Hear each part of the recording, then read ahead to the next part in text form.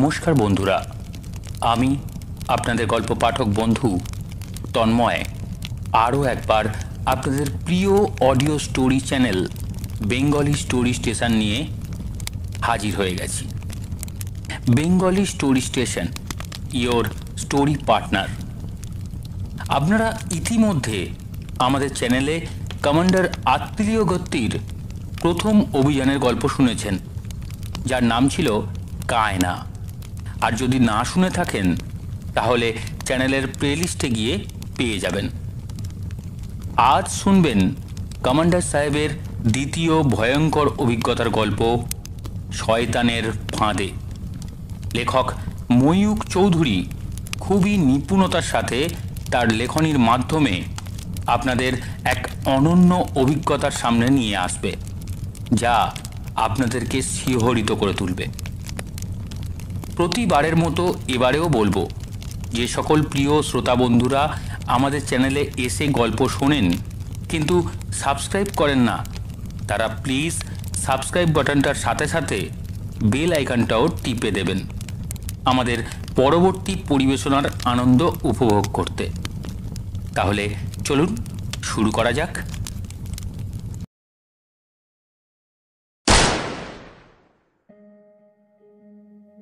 প্রথম মহাযুদ্ধের পরবর্তীকালে কমান্ডার আত্তিলিও গত্তি নামক মিত্রপক্ষের জনৈক সেনাধ্যক্ষ আফ্রিকা মহাদেশ সম্পর্কে বিভিন্ন তথ্য সংগ্রহ করতে উদ্যোগী হন। ওই কাজে তার প্রধান সহায় ছিল তার দুই বন্ধু প্রফেসর ও বিল। প্রথমোক্ত ব্যক্তি ফরাসি বৈজ্ঞানিক, দ্বিতীয় মানুষটি হচ্ছে আফ্রিকার এক অ্যাডভেঞ্চার প্রিয় দুঃসাহসী যুবক। বন্ধু দুটিকে নিয়ে যে অঞ্চলে প্রথম পদার্পণ করলেন আত্তিলিও, সেই জায়গাটি হল আফ্রিকার অন্তর্গত উত্তর রোডেশিয়া। পূর্বোক্ত স্থানে কায়না নামে এক ভয়াবহ মৃত্যু গহ্বরের অস্তিত্ব আবিষ্কার করে অভিযাত্রীরা স্থানীয় সরকারকে অবাক করে দিয়েছিলেন। কায়নার গহ্বর থেকে অসংখ্য নরকঙ্কাল, করটি, পাথরের গয়না এবং জিনিসপত্র উদ্ধার করা হয়েছিল। ওইসব জিনিস উপহার হিসেবে প্রেরণ করা হয়েছিল বিভিন্ন প্রতিষ্ঠানে। উত্তর রোডেশিয়াতে বিভিন্ন বৈজ্ঞানিক গবেষণা কার্যে সাফল্য অর্জন করার ফলে অভিযাত্রীদের সামনে দক্ষিণ রোডেশিয়ার রুদ্ধদ্বার উন্মুক্ত হয়ে গেল। দক্ষিণ রোডেশিয়া সরকার সাধারণত বিদেশিদের প্রবেশ করার অনুমতি দেন না, কিন্তু অভিযাত্রীদের বিভিন্ন গবেষণা কার্যের সাফল্যে খুশি হয়েই পূর্বোক্ত গভর্নমেন্ট নিয়ম ভঙ্গ করেছিলেন। বৈজ্ঞানিক বিশ্লেষণ ও বিবরণ পাঠকদের কাছে নীরস লাগবে বলে আত্তিলিও ওইসব বিজ্ঞান বিষয়ক তথ্য ও তত্ত্ব এখানে পরিবেশন করেননি। লিপিবদ্ধ করেছেন তার অ্যাডভেঞ্চারের রোমাঞ্চকর কাহিনী। দক্ষিণ রোডেশিয়াতে ভ্রমণ করার সুযোগ পেয়ে খুবই খুশি হয়েছিলেন আত্তিলিও। তিনি স্বপ্নেও ভাবতে পারেননি যে সেখানে গিয়ে এক বিপজ্জনক নাটকের মধ্যে তাকে অংশগ্রহণ করতে হবে। জীবনের শেষ দিন পর্যন্ত সে ভয়াবহ নাটকের স্মৃতি আত্তিলিওর মানসপটে দুঃস্বপ্নের মতো জেগে থাকবে। সেই বন্য নাটকে একাধিক ভিলেন বা খলনায়কের ভূমিকায় অবতীর্ণ হয়েছিল প্রকাণ্ড এক নরখাদক সিংহ, এক শয়তান জাদুকর এবং ক্রোধে উন্মত্ত 100 জুলু যোদ্ধা। নায়কের ভূমিকায় ছিল পেশিবহুল বলিষ্ঠ দেহের অধিকারী এক সুদর্শন জুলু যোদ্ধা। নায়িকার স্থান নিয়েছিল এক ষোড়শী জুলু বালিকা। উল্লিখিত প্রধান চরিত্রগুলো ছাড়া কিছু কিছু এক্সট্রা অর্থাৎ অতিরিক্ত চরিত্রের উপস্থিতি নাটকটিকে জমিয়ে তুলেছিল। যেমন প্রচণ্ড ব্যক্তিত্ব সম্পন্ন জুলু সর্দার, নরমাংস লোলুপ শত শত সিংহ এবং আত্তিলিও, বিল, প্রফেসর প্রভৃতি অনিচ্ছুক অভিনেতার দল। মূল নাটকে আত্তিলিওর ভূমিকা ছিল খুবই ছোট, কিন্তু অত্যন্ত গুরুত্বপূর্ণ। দুটি মানুষের জীবন মরণ নির্ভর করছিল তার অভিনয়ের সাফল্যের ওপর, এবং ওই দুটি মানুষের একজন হলেন স্বয়ং আত্তিলিও। তবে জীবন মৃত্যুর সন্ধিক্ষণে দাঁড়িয়েও তিনি ঘাবড়ে যাননি। বেশ ভালো হয়েছিল তার অভিনয়। না, ভালো বললে কিছুই বলা হয় না, এমন চমৎকার, এমন মর্মস্পর্শী হয়েছিল তার অভিনয় যে সমস্ত ঘটনাটা শোনার পর মনে হয় সৈনিকের পেশা গ্রহণ না করে পেশাদার অভিনেতার বৃত্তি অবলম্বন করলে অনেক বেশি যশ ও খ্যাতির অধিকারী হতে পারতেন কমান্ডার আত্তিলিও গত্তি। কমান্ডার সাহেব প্রথমে তার অভ্যাস অনুযায়ী রাইফেল হাতেই আসরে নেমেছিলেন, কিন্তু নাটকের প্রয়োজনে অস্ত্র ত্যাগ করে তিনি অবতীর্ণ হয়েছিলেন জাদুকরের ভূমিকায়। রাইফেলের পরিবর্তে তখন তার হাতে ম্যাজিকের বাক্স। সেসব ঘটনার বিবরণ যথাস্থানে দেয়া হবে। পূর্বোক্ত নাটকের বিবরণী দেওয়ার আগে যখন এত কথাই বললাম, তখন যে পটভূমির উপর নাটকটি মঞ্চস্থ হয়েছিল সেই রঙ্গমঞ্চটি সম্বন্ধেও পাঠককে অবহিত করা প্রয়োজন। মঞ্চটি ছিল ওই অভিনব নাটকেরই উপযুক্ত, আয়তনে বিশাল এবং চমকপ্রদ দৃশ্যসজ্জায় সুশোভিত।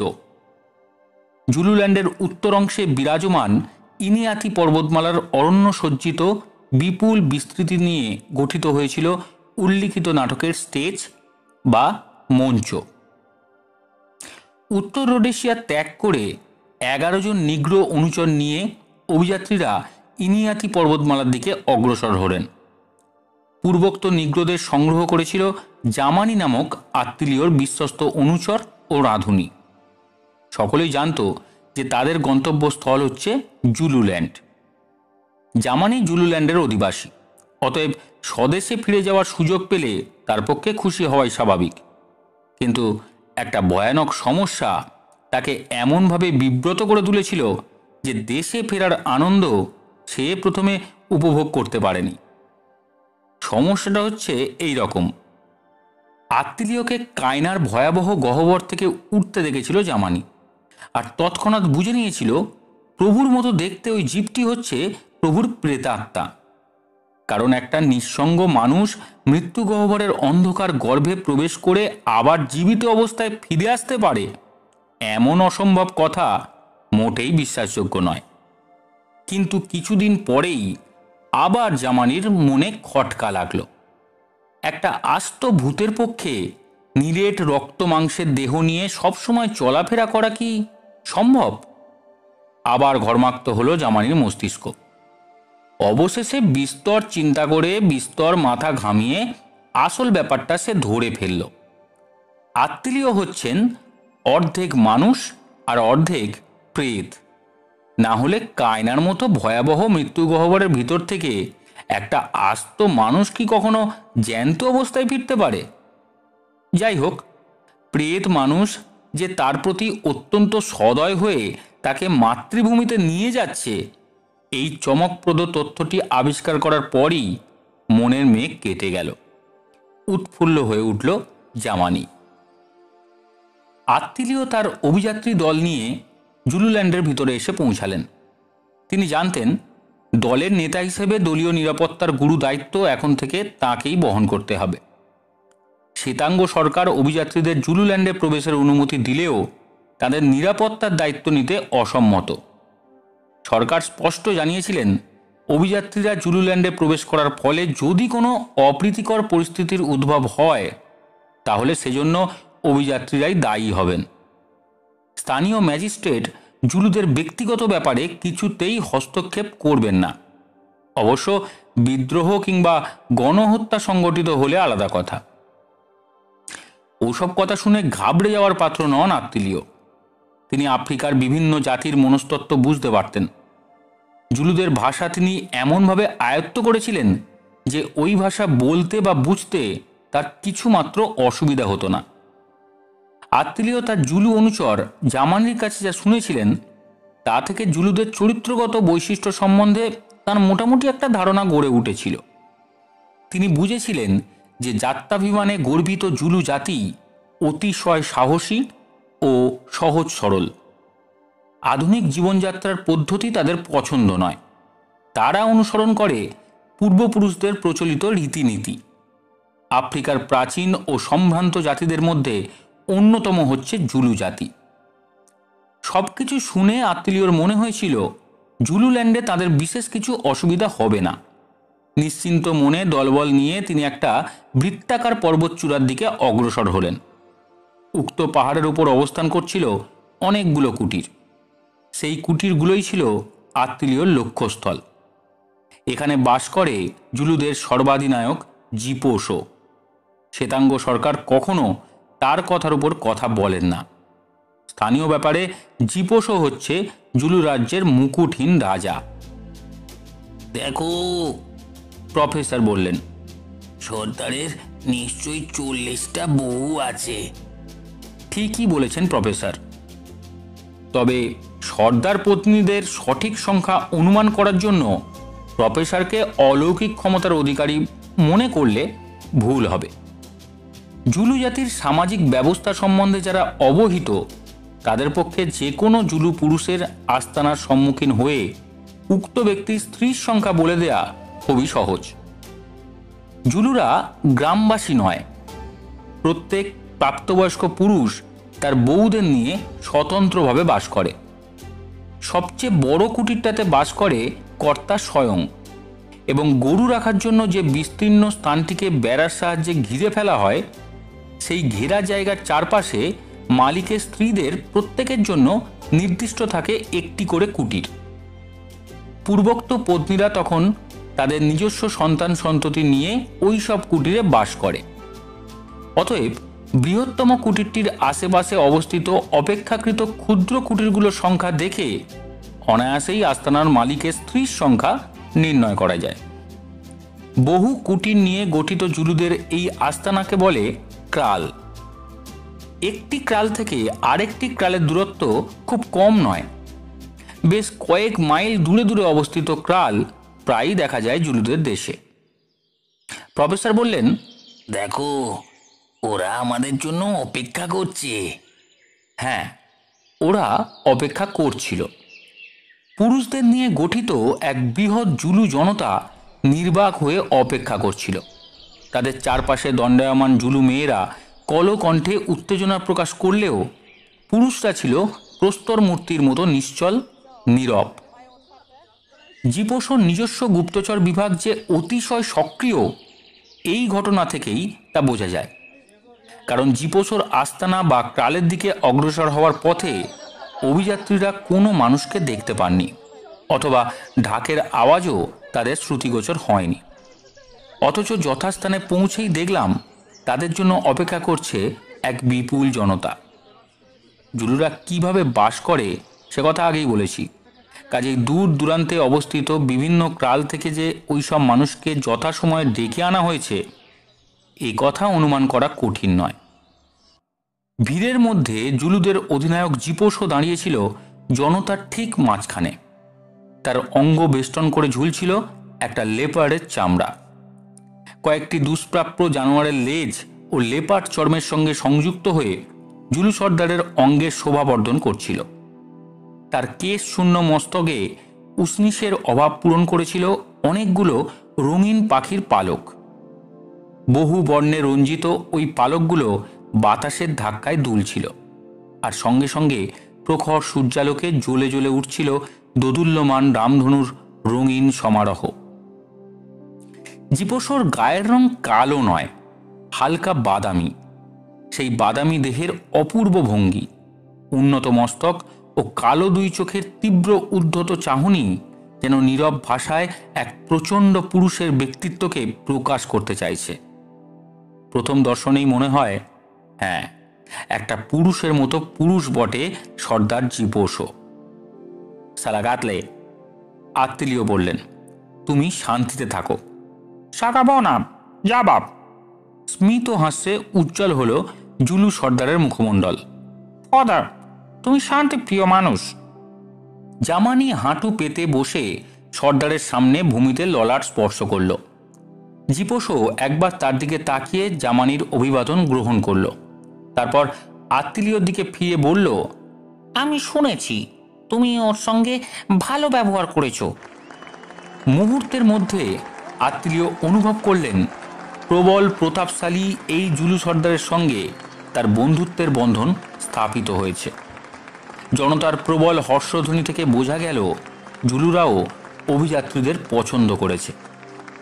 আত্মীয়র অনুচর জামানি কয়েকজন বন্ধুর সঙ্গে করমর্দন করল।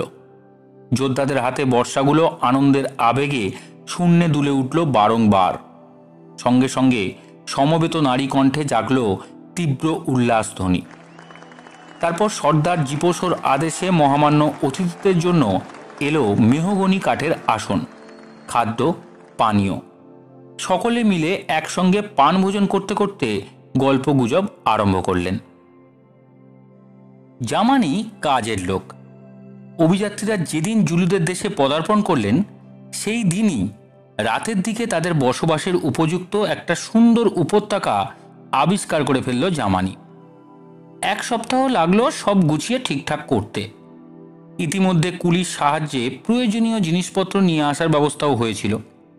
তারপর স্থায়ীভাবে একটা তাঁবু খাটিয়ে বেশ কিছুদিন জুলুদের দেশে থাকার বন্দোবস্ত করলেন অভিযাত্রীরা।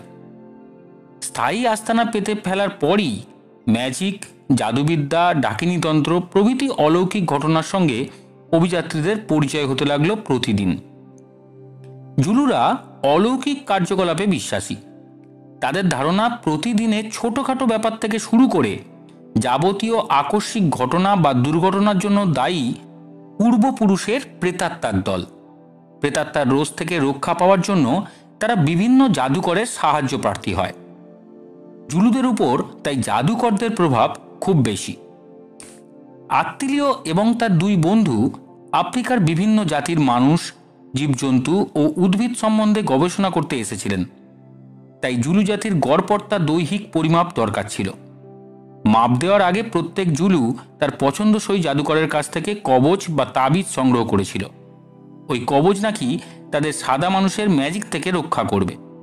কিন্তু মাপ নেওয়ার ব্যাপারটা শেষ হয়ে যাবার পর অভিযাত্রীদের কাছ থেকে তামার তার, তম্বাকু, দেশলাই, ছোড়া প্রভৃতি উপহার পেয়ে তারা স্তম্ভিত হয়ে গেল।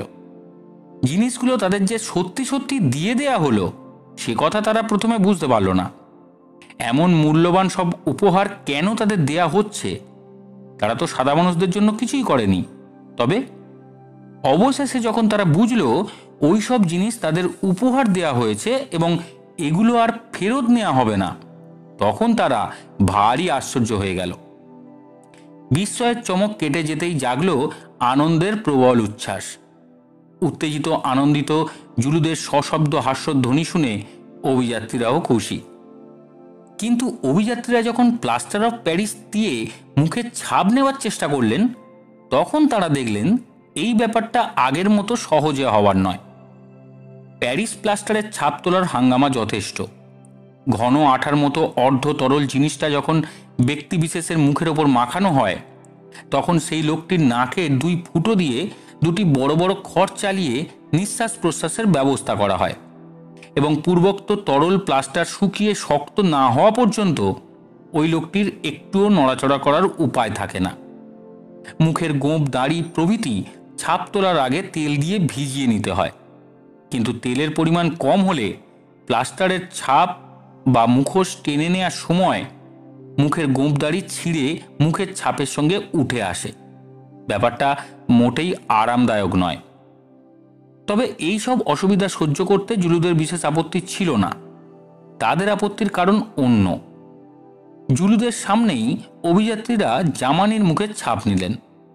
জুলুরা দাঁড়িয়ে দাঁড়িয়ে সমস্ত ব্যাপারটা দেখল, কিন্তু একজন মুখের ছাপ দিতে রাজি হলো না।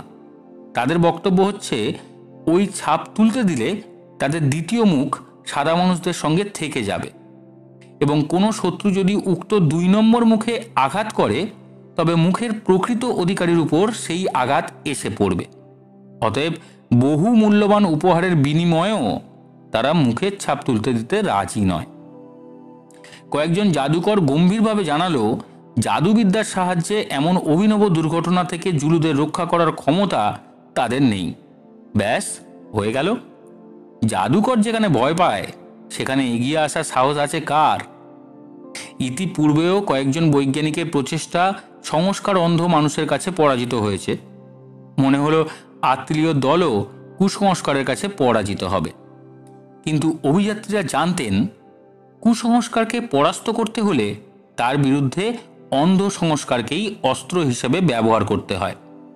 অবশ্য যদি সেরকম সুযোগ পাওয়া যায়। সুযোগ এলো অপ্রত্যাশিতভাবে। বহু দূরবর্তী এক টাল থেকে জনৈক জুলু যোদ্ধা অভিযাত্রীদের তাঁবু পরিদর্শন করতে এলো। তার বাঁ দিকের গাল ফুলেছে দেখে আত্মীয় কৌতূহলী হয়ে উঠলেন। জিজ্ঞাসা করে জানা গেল বেচারা দাঁতের ব্যথায় ভুগছে। খারাপ দাঁতের জন্যই তার গণ্ড দেশের ওই দুরবস্থা। সিগারেট উপহার দিয়ে আত্মীয় তার সঙ্গে ভাব জমিয়ে ফেললেন। তারপর দাঁতের চিকিৎসা করবার জন্য এগিয়ে এলেন প্রফেসর। লোকটিকে হাঁ করতে বলে প্রফেসর তার মুখের ভিতর একটা ক্ষতযুক্ত গর্ত দেখতে পেলেন। লবঙ্গ দিয়ে তৈরি একরকম চটচটে আঠার মতো ঘন পদার্থ দিয়ে ক্ষতটাকে ঢেকে দিলেন প্রফেসর। ওই অদ্ভুত চটচটে পদার্থটি প্রফেসরের নিজস্ব আবিষ্কার। যাতনাদায়ক দাঁতের রোগে ওই বস্তু ছিল অব্যর্থ ঔষধ। কিছুক্ষণের মধ্যে চটচটে জিনিসটা জমাট বেঁধে শক্ত হয়ে যায়, আর তৎক্ষণাৎ দাঁত ব্যথার উপশম হয় মন্ত্রের মতো। লোকটাকে কথা বলার সুযোগ না দিয়ে দুজনে মিলে তাকে ক্যানভাসের উপর শুইয়ে ফেলে মুখে প্যারিস প্লাস্টারের প্রলেপ লাগাতে শুরু করলেন। হঠাৎ দাঁতের যন্ত্রণা কমে যাওয়ায় লোকটাও অবাক হয়ে গিয়েছিল। বাদ প্রতিবাদ না করে সে প্রফেসর আর আত্মীয়র হাতে আত্মসমর্পণ করল। কিছুক্ষণ পরে কাজ শেষ হয়ে যেতেই অভিযাত্রীরা তার মুখের উপর থেকে শক্ত প্লাস্টারের ছাপ, অর্থাৎ লোকটার মুখের ছাপ তুলে ফেললেন। জুলু যোদ্ধা হতভম্ব হয়ে একবার গালের উপর হাত বুলিয়ে নিল, একবার হাঁ করল, তারপর আবার মুখটা বন্ধ করল। তার ভয়ানক দাঁতের ব্যথা এমন চটপট সেরে যাওয়ায় সে যে অত্যন্ত আশ্চর্য হয়ে গিয়েছিল সে বিষয়ে সন্দেহ নেই। অভিযাত্রীরা তাকে কিছু উপহার দেবেন বলে প্রস্তুত হচ্ছিলেন, কিন্তু তার আগেই সে তড়াক করে লাফিয়ে উঠে প্রফেসরের হাতে একটা আগাছাই মানে বর্ষা গুঁজে দিল ডাক্তারের ফি হিসেবে। পরক্ষণেই দেখা গেল দারুণ আনন্দে চিৎকার করতে করতে জুলু যোদ্ধা তীর বেগে ছুটছে। অসহ্য যন্ত্রণা থেকে এমন আকস্মিকভাবে মুক্তি পেয়ে তার উল্লাস যেন ফেটে পড়তে চাইছে। পরের দিন অভিযাত্রীরা দেখলেন দ্বিতীয় মুখ সম্বন্ধে জুলুদের ভয় ভেঙে গেছে একদিনের মধ্যেই। স্ত্রী পুরুষ নিয়ে সর্বসমেত 19টি জুলু এসে অভিযাত্রীদের জানালো দাঁতের ব্যথা থেকে মুক্তি পাওয়ার জন্য মুখের ছাপ তুলে চিকিৎসা করাতে তাদের আর আপত্তি নেই। আরোগ্য লাভ করতে পারলেই তারা খুশি। দ্বিতীয় মুখ নিয়ে তারা মাথা কামাতে চায় না। চিকিৎসার ফল হলো অতীব সন্তোষজনক। জুলুরা নানা ধরনের অস্ত্রশস্ত্র, বাদ্যযন্ত্র, হাতে তৈরি সুন্দর সুন্দর কাঠের জিনিস ও আসন অভিযাত্রীদের উপহার দিল। ইতিপূর্বে ওইসব জিনিস দাম দিয়েও কিনতে পারেননি অভিযাত্রীরা। বিনীতভাবে কিন্তু দৃঢ়তার সঙ্গে অসম্মতি জানিয়েছিল জুলুরা। এখন সম্পূর্ণ বিনামূল্যেই ওইসব বস্তু উপহার দিয়ে রোগমুক্ত জুলুরা অভিযাত্রীদের প্রতি তাদের কৃতজ্ঞতা জ্ঞাপন করল। অভিযাত্রীরা যে শুধু নানা রকম ভালো ভালো উপহারই পেয়েছিলেন তা নয়, শতাধিক স্থানীয় অধিবাসীদের সঙ্গে তাদের বন্ধুত্বের বন্ধন স্থাপিত হয়েছিল। এই জন্য অবশ্য প্রফেসরকেই ধন্যবাদ দিতে হয়। তার দাঁতের রোগের অব্যর্থ দাওয়াই অসম্ভবকেও সম্ভব করে তুলেছিল। জুলুদের দেশে বৃষ্টিপাত একটা গুরুত্বপূর্ণ ব্যাপার। বৃষ্টিপাতের ফলে বিস্তীর্ণ প্রান্তরগুলো হয়ে ওঠে সবুজ ঘাসের রাজত্ব, এবং ওই ঘাস জমি থেকে আহার্য সংগ্রহ করে জুলুদের গৃহপালিত গরুর পাল মনের আনন্দে বংশবৃদ্ধি করতে থাকে। গরু হচ্ছে জুলুদের সবচেয়ে বড় সম্পদ। গরুর বিনিময়ে তারা পত্নী সংগ্রহ করতে পারে। তাছাড়া গোমাংস ও গোদুগ্ধ তাদের উদরের ক্ষুধা নিবৃত্ত করতেও সাহায্য করে। বর্ষার জল যে শুধু জুলুদের গো সম্পদ বৃদ্ধি করে তা নয়, অবিশ্রান্ত ধারাপাত দেশের শান্তি অক্ষুণ্ণ রাখে। বৃষ্টিপাতের ফলে শ্যাম সবুজ অরণ্যের বুক থেকে আহার্য সংগ্রহ করে তৃণভোজী জেব্রা, অ্যান্টিলোপ প্রভৃতি জন্তু। বেশ হৃষ্টপুষ্ট হয় তারা, এবং ওইসব পশুর মাংসে জীবন ধারণ করে জুলুল্যান্ডের অগণিত সিংহের দল।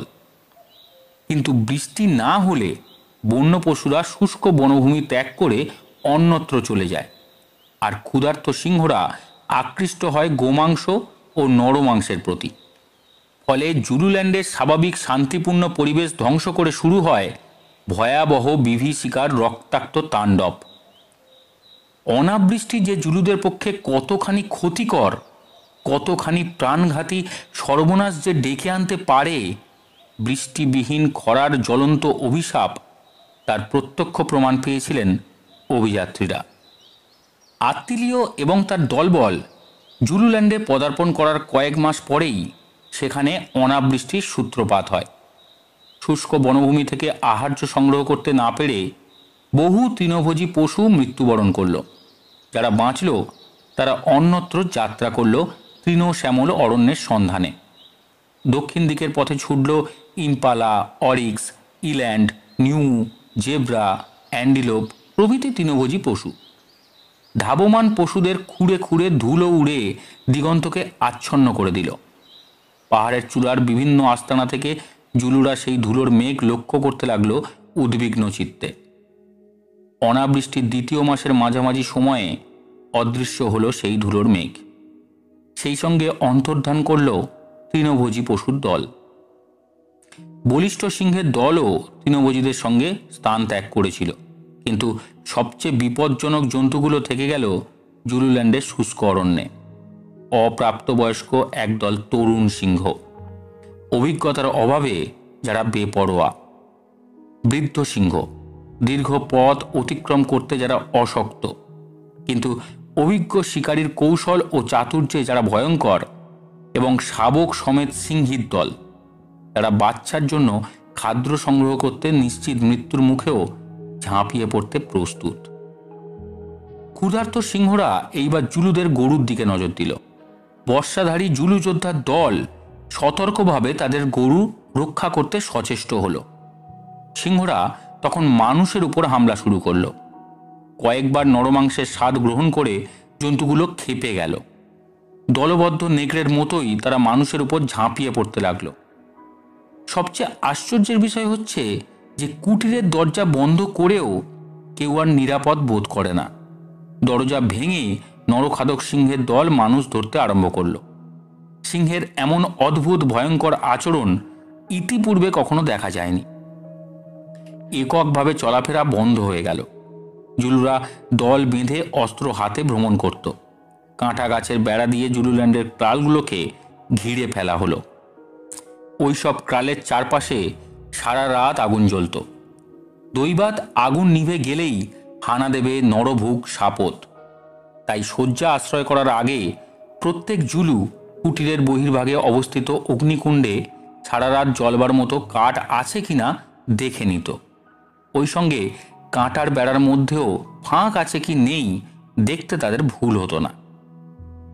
এত সতর্ক হওয়া সত্ত্বেও প্রতিদিন ঢাকের আওয়াজে দুর্ঘটনার সংবাদ ভেসে আসতে লাগলো। দিনে রাতে যেখানে সেখানে যখন তখন সিংহরা আক্রমণ চালাতে শুরু করলো। নিরস্ত্র বালিকা থেকে শুরু করে দুর্ধর্ষ অস্ত্রধারী যোদ্ধা পর্যন্ত কোনো মানুষকেই রেয়াত করত না হিংস্র সাপত। দলবদ্ধ সিংহের সঙ্গে বর্ষা হাতেই লড়াই করে প্রাণ দিল বহু জুলু যোদ্ধা। তাদের সাহস ও বীরত্বের তুলনা হয় না, কিন্তু ক্ষিপ্ত সিংহদের নিরস্ত্র করা গেল না কিছুতেই। সমগ্র জুলুল্যান্ডের উপর মাংসলোলুপ সাপদের নখদন্তে সৃষ্ট হল সন্ত্রাস ও বিভীষিকার রাজত্ব। অভিযাত্রীদের কাজকর্মও ব্যাহত হল। জুলুদের পক্ষে দূর দূরান্তের ক্রাল থেকে এখন আর অভিযাত্রীদের তাঁবুতে আসা সম্ভব নয়, কিন্তু অভিযাত্রীরা জুলুদের সাহায্য করতে প্রস্তুত হলেন। প্রফেসর বিলকে সঙ্গে নিয়ে ঘুরে ঘুরে সিংহের কবল থেকে উদ্ধারপ্রাপ্ত মুষ্টিমেয় হতভাগ্যের চিকিৎসা করতে শুরু করলেন। অনেকে তার চিকিৎসার গুণে বেঁচে গিয়েছিল। আত্তিলিও গোত্রী চিকিৎসার বিষয়ে একেবারে আনাড়ি, কিন্তু তিনিও জুলুদের সাহায্য করতে সচেষ্ট হলেন। তবে ঔষধপত্র বা শল্য চিকিৎসকের ছুরির পরিবর্তে তার হাতে ছিল গুলি ভরা রাইফেল। বিলকে সঙ্গে নিয়ে যেতেন প্রফেসর তার চিকিৎসা কার্যে সাহায্য করার জন্য। সুতরাং সম্পূর্ণ এককভাবেই সিংহ নিধনে নিযুক্ত হলেন আত্তিলিও। খরার তৃতীয় মাসের মধ্যেই তার রাইফেলের অগ্নিবর্ষী মহিমায় স্তব্ধ হয়ে গেল 30টা সিংহের গর্জিত কণ্ঠ। কিন্তু তারপরই বিপদ এলো অতর্কিতে। এক শয়তানের চক্রান্তে প্রাণ হারাতে বসেছিলেন আত্মীয়। টোয়া বেনি ছিল জুলুল্যান্ডের আতঙ্ক। কেউ তার সঙ্গে কথা বলতে চাইত না। সে নিজেও লোকের সঙ্গে মেলামেশা করার আগ্রহ প্রকাশ করত না। অভিযাত্রীরা অনেকবার জামানিকে পাঠিয়ে উক্ত ব্যক্তিকে তাদের তাঁবুতে আমন্ত্রণ জানিয়েছেন, কিন্তু টোয়া বেনি সাড়া দেয়নি।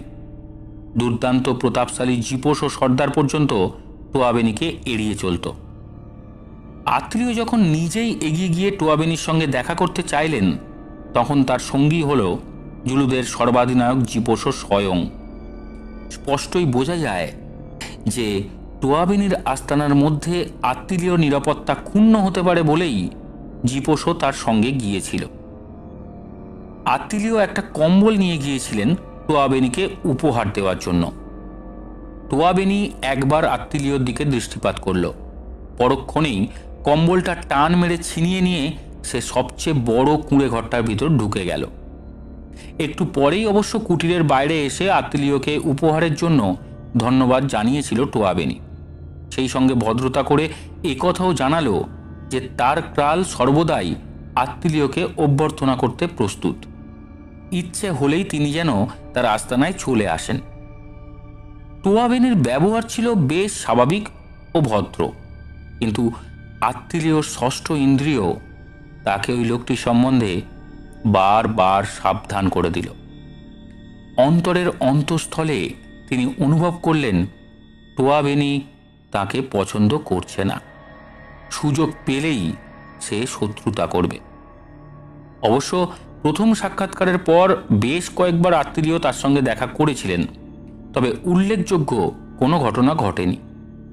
দুটি মানুষের মধ্যে বারবার দেখা সাক্ষাৎ ঘটলে সাধারণত ঘনিষ্ঠতা হয়, কিন্তু নিস্পৃহ ঔদাসীন্য টোয়া বেনি নিজেকে সর্বদাই স্বতন্ত্র করে রেখেছে।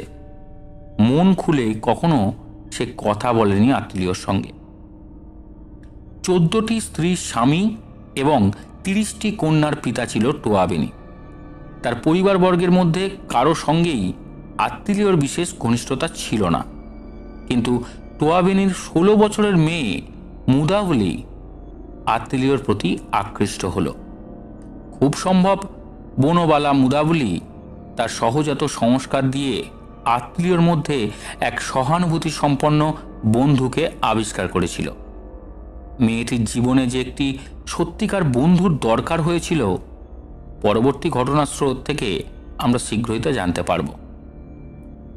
একদিন মধ্যাহ্নে জ্বলন্ত আফ্রিকার সূর্য যখন আগুন ছড়িয়ে দিচ্ছে, সেই সময় রাইফেল হাতে আত্মীয় এলেন টোয়া বেনির ক্রালে।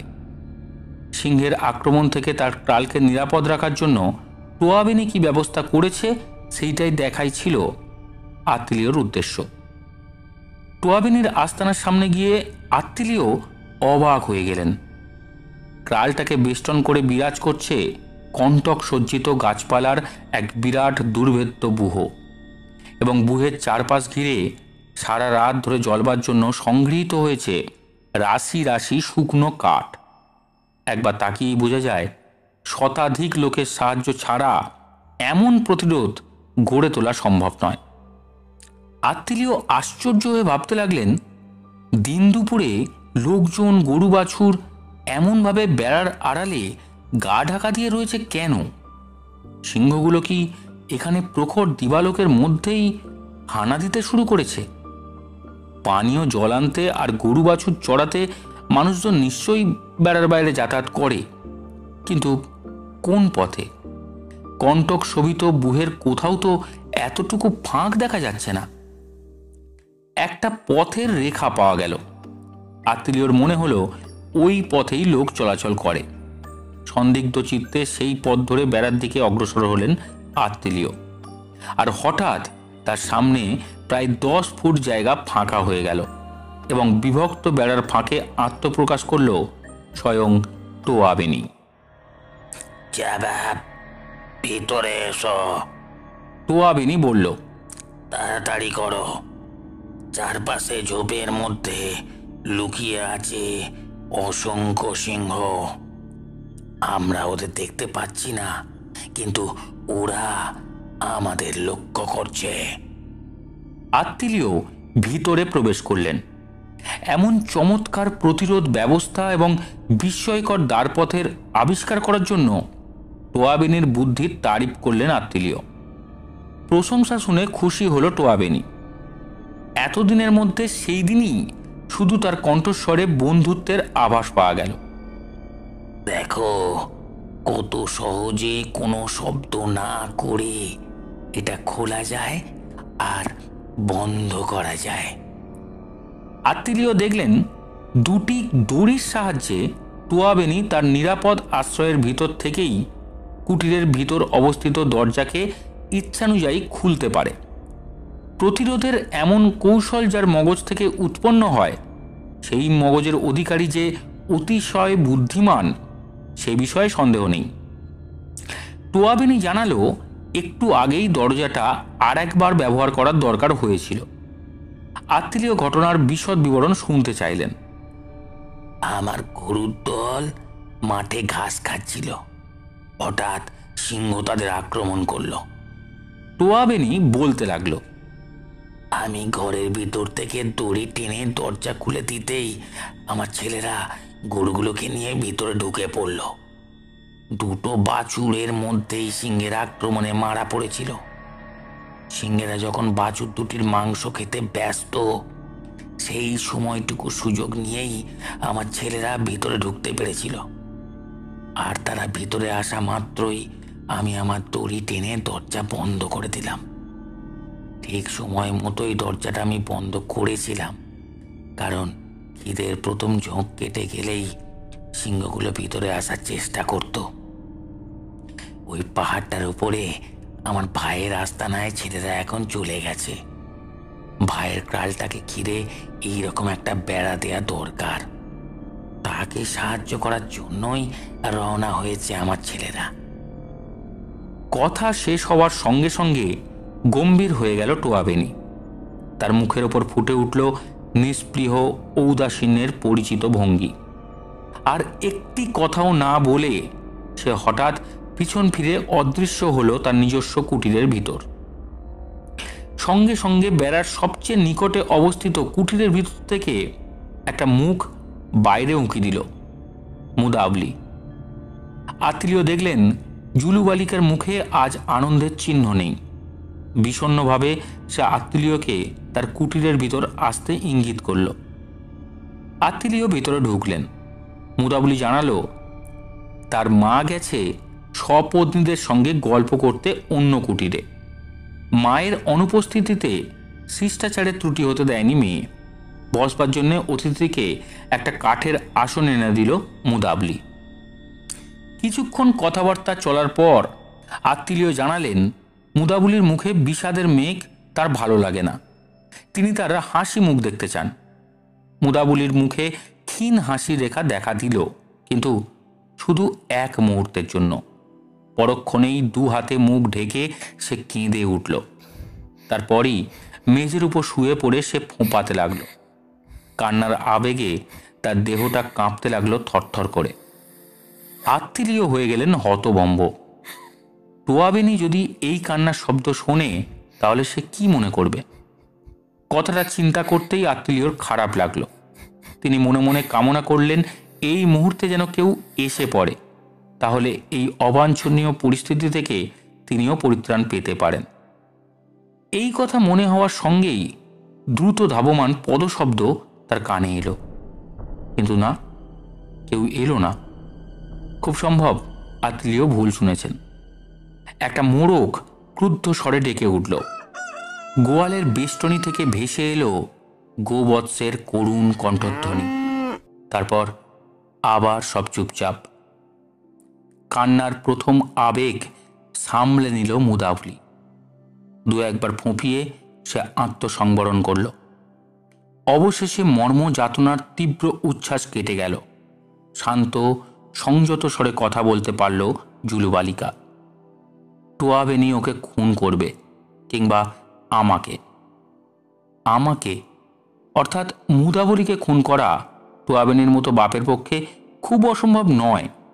কিন্তু আত্মীয় জিজ্ঞাসা হলো এই ও কে? ধীরে ধীরে সব কিছুই জানতে পারলেন আত্মীয়। ও হচ্ছে এক তরুণ জুলু যোদ্ধা, নাম তার নগ। উক্ত জুলু যুবকের সঙ্গে আত্মীয় ভালোভাবেই পরিচিত ছিলেন। মুদাবলি অসংকোচে জানালো সে আর নগ পরস্পরকে বিবাহ করতে চায়। টোয়াবেনিকে 30টা গরু কন্যাপণ হিসেবে দিতে চেয়েছিল নগ, কিন্তু টোয়াবেনি তার সঙ্গে কন্যার বিবাহ দিতে রাজি হয়নি। এতগুলো গরুর বিনিময়েও টোয়াবেনি কন্যাদান করতে রাজি হয়নি শুনে অবাক হয়ে গেলেন আত্মীয়। নগকে তিনি খুব ভালো করেই জানেন। পাত্র হিসেবে সে চমৎকার ছেলে, তবে টোয়াবেনি রাজি না হওয়ার কারণ কি? তার প্রশ্নের উত্তরে বালিকা জানালো টোয়াবেনি একসময়ে প্রভাবশালী জাদুকর ছিল। টোয়াবেনির বিরুদ্ধে আনীত অভিযোগের বিচার করে সর্দার জিপোসো এবং ইন্ডিয়ানাদের সভা অভিযুক্ত ব্যক্তিকে জাদুকরের সম্মানিত পদ থেকে খারিজ করে দেয়। এই ঘটনা ঘটেছিল কয়েক বছর আগে। অভিযোগ যে এনেছিল সে হচ্ছে জুলুদের এক ছোটখাটো নেতা, নগ তারই পুত্র। কিছুদিন আগে অভিযোগকারী অর্থাৎ নগর পিতা সিংহের আক্রমণে প্রাণ হারিয়েছে। শত্রু সিংহের কবলে মারা গেছে বটে, কিন্তু টোয়াবেনির বিদ্বেষ আজও জাগ্রত। যার অভিযোগের ফলে টোয়াবেনি পদমর্যাদা হারিয়েছে তার পুত্রের সঙ্গে কন্যার বিবাহ দেওয়ার কথা সে ভাবতেই পারে না। টোয়াবেনির বিরুদ্ধে আনীত অভিযোগের বক্তব্য কি ছিল অথবা কোন ধরনের ছিল, এই সব প্রশ্নের উত্তর না দিয়ে বারবার আত্মীয়কে এক কথা সে বলতে লাগলো। বাবা বলছে নগর সঙ্গে মেয়ের বিয়ের সম্মতি দেওয়ার আগে সে মেয়ের আর নগর মরা মুখ দেখবে। আত্মীয় জুলুদের নিয়মকানুন যেটুকু জানতেন তা থেকে বুঝলেন এই বিয়ে হওয়া সম্ভব নয়। যা বাপ, আমি তোমার সাহায্য চাই।